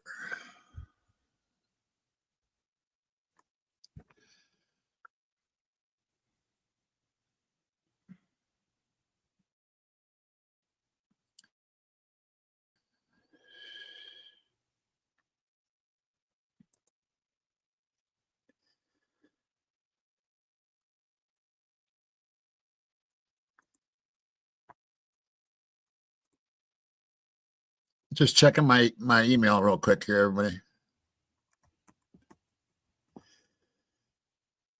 That's probably why I'm sure it's all choppy and everything. Oh, I haven't gotten it. And do you know my other?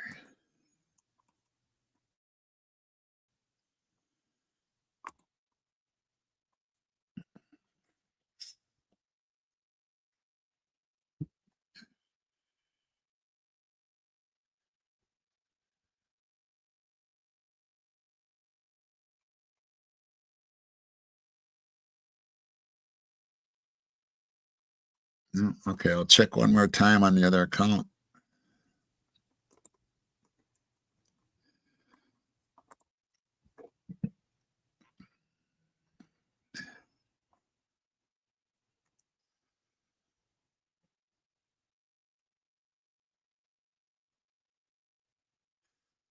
Okay, I haven't gotten anything in the email, so I don't know what's going on there, but okay. Anyway, I want to see what others are saying.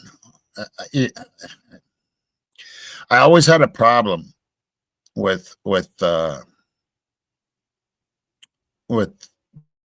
that whole filming of the house. I always had a real bad problem with that.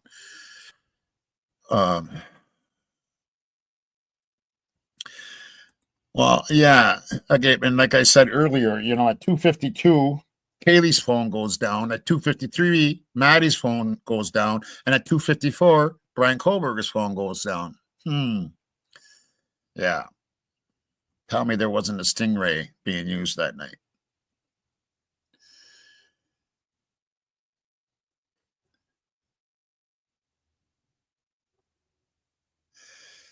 No, that video I think was from Washington State University, wasn't it?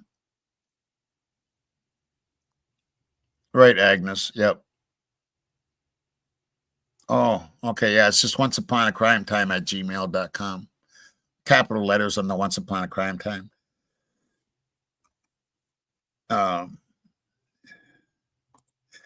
Right, Agnes. Yep. Yeah. Actually I think he was instated in 2025 this year. So he's brand new to being, but in 2022 he was the West AG, or the Western Washington AG. That's what I was going to show you is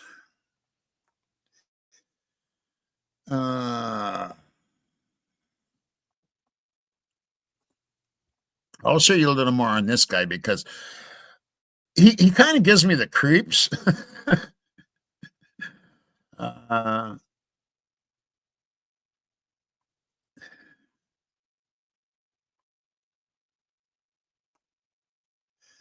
Wow. Wow, I didn't know that. He's British. Nick Brown could refer to two prominent individuals, Nicholas W. Brown, the current Attorney General of Washington, and Nick Brown, a former, oh, no, never mind. Never mind. There's two different ones. Anyway, I was going to show you what Wikipedia says about him. And that's what I'm saying. There's not a lot on the dude.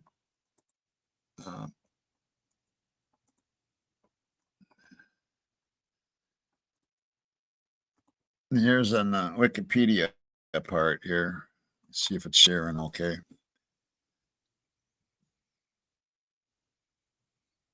There we go.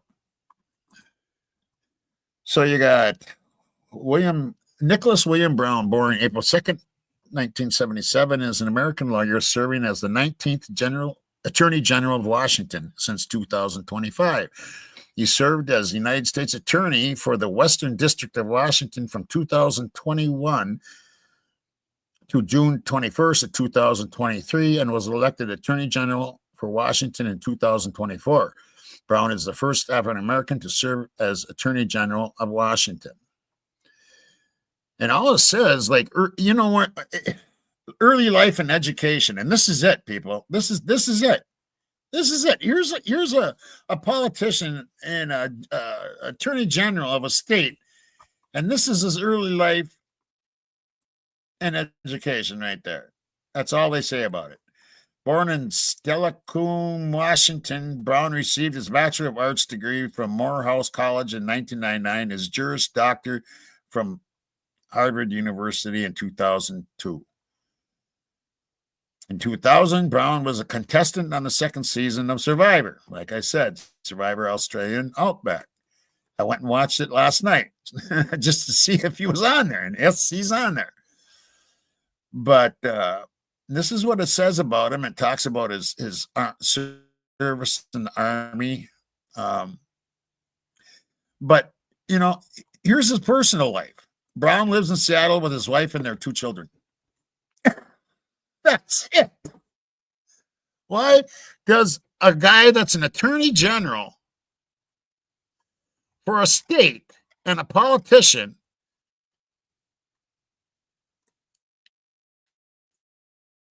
only have this much on him on Wikipedia? What the fuck? What the fuck? Yeah, I'll show you what else is.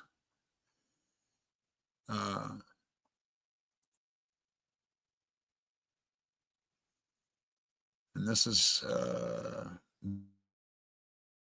his page right here.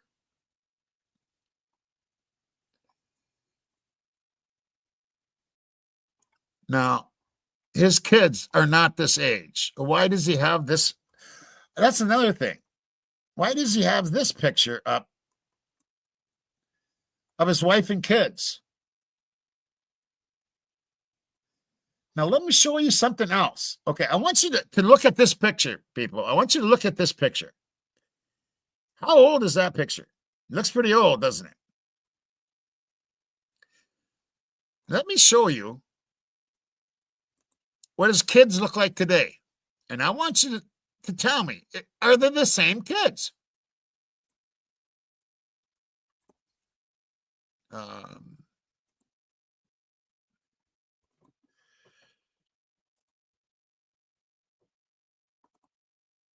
Watch this shit, people. I mean, this is going to blow you away. It is. It's going to blow you away. Let me see if I can find it. Damn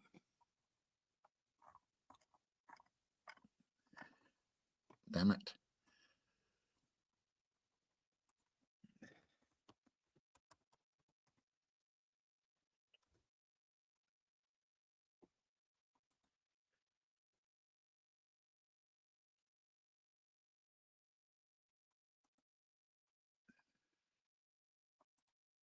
Oh, another Twitter one. Oh my God.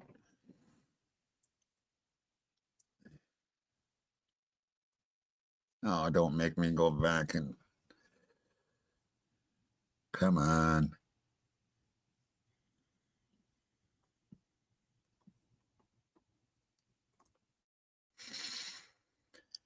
Okay.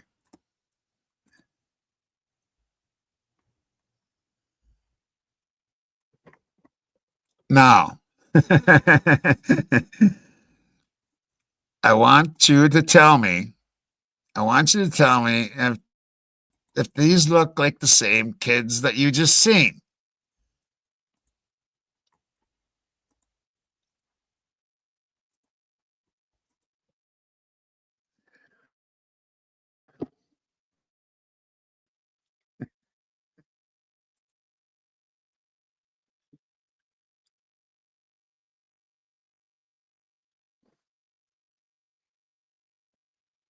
Are those the same kids, people?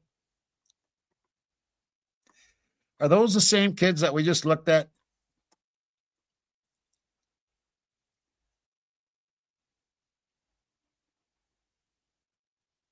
Huh? Are those the same kids?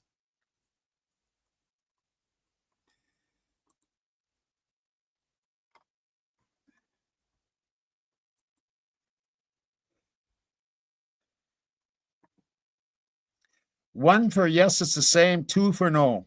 Is that the same kids? I'll show you another picture of those kids again.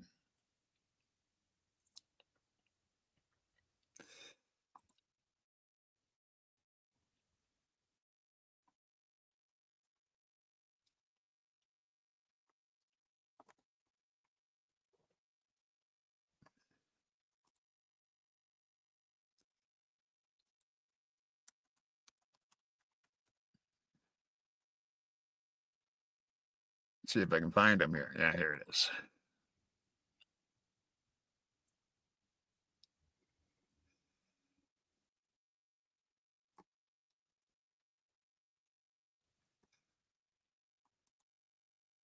Okay, so look at these kids here. Yeah, that's what I think too. It is the second. Look at those kids there. I mean, and it's weird because you don't find much on this guy, and he's got like old pics and stuff. And I'm gonna show you this other pic. Now remember that pic there. Okay, now I'm gonna show you that other pic again. I should have put them up. I should have put them together, but I didn't. Yeah.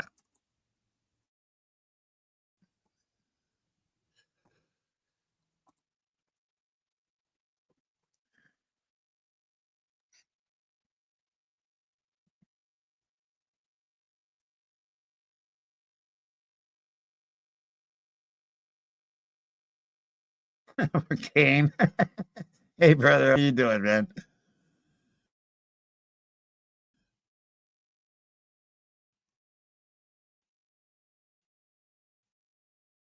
Okay, so there's the pic right here. Are those the same kids as these two kids? Here's the kids. Oh, this could be that girl, I suppose. But the boy is pretty dark compared to here. Here's the kids again, right there. Are these the same kids as these two kids? I don't know, man. I don't know. I don't know. I don't know about all that, people.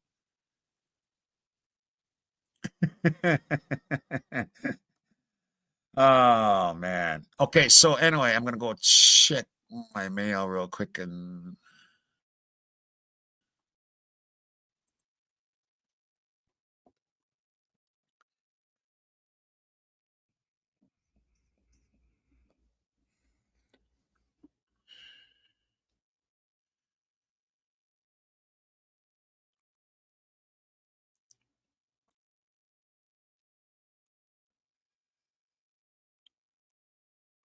Just about there.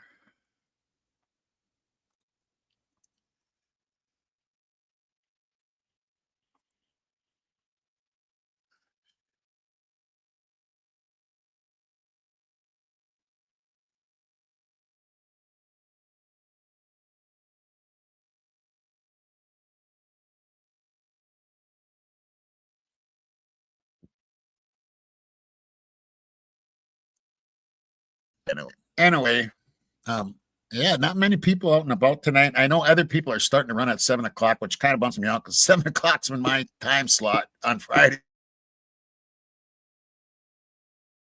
nights for a long time. Yeah, it cuts back on the smoking of tobacco. Yes, yep, sure does. Saves me money too. This only costs me $10 and lasts like 3 days. And it's right from Minnesota here. Loon. Yeah, no shit. That's what I thought, Kimberly. It looks like a 70s pick. Right. Right. I'm about done, Grant.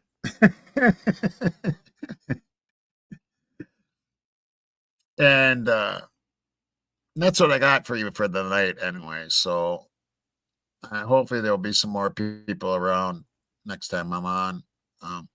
There wasn't many people around, but I appreciate every one of you for staying here with me and checking out some of this stuff, because I just think that it needs to be looked into. But that Nick Rabus or whatever, as soon as I seen that name translucent, I knew exactly who it was, who you're talking about. And it's funny, I didn't think of him. Now what the hell is this? Why did that pop up there? What? What is that? Oh, that was weird. Okay, whatever. Anyway, that's what I got you for Friday night. And to my subs, you're in my heart. And to my mods and my investigators and my producers, you are all my soul. And until next time, I'm looking. Rock and roll. Yeah, we'll do what are we gonna do? Yeah. We could do this. Why not? Just surrender.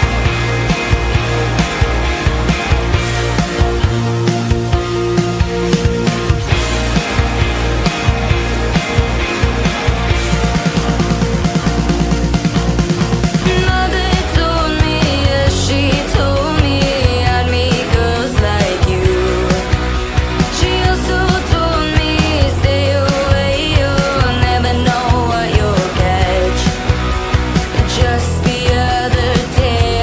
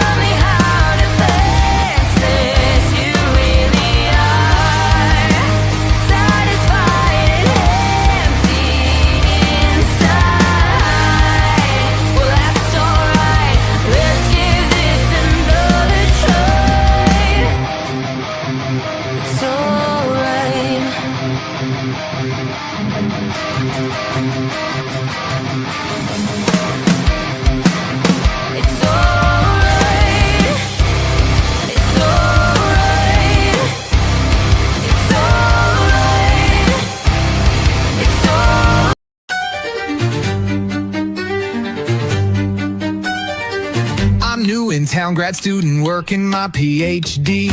Don't know nobody, sending CVs to the local police. This is a brand new start, I can shed my rep as a super school smarty. Just met my neighbors, and I got invited to a rockin' pool party. Turn up the volume, kick off the weekend right. We're making new friends, splashing in the strobing light. I shed my old ways, time to be a real fun guy. Pullman ain't half bad, shout it till sunrise. Locked eyes with the girl by the pool, laugh, she asked about my zone. Type my digits in her phone, got a text before I got home. DJ cranked the beat, we bounced a beach ball to the sky. But some guys swap small talk, bug season, nah, I'm vegan, bye. Now we're splashing in the shallow and vibing with my kind of crowd. No camouflage allowed, just neon waves and music loud. She whispered, you're unique, like the night's not yet done. WSU ain't D-cells, man, I'm having fun. The lights fade out, I let the crowd rewind. Tall pines beat bass drops when I need peace of mind. USU dreams burn, but my heart's aligned. Books and constellations, I'll glow while they shine.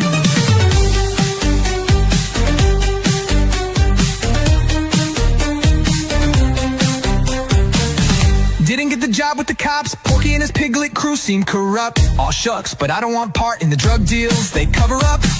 I think my neighbor's stalking me, she cute, but it's way too much. She uses every socio excuse just to try to keep in touch. Bachelor's in psych, master's in the justice. A PhD motivates me more than 100. While they chase the noise, I'm chasing my arc. You can always find me watching stars in the park.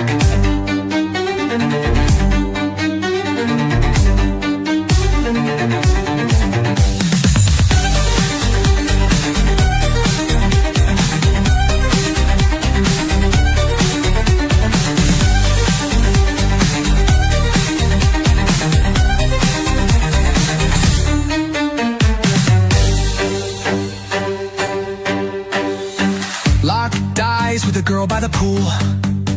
Laugh, she asked about my zone. Type my digits in her phone.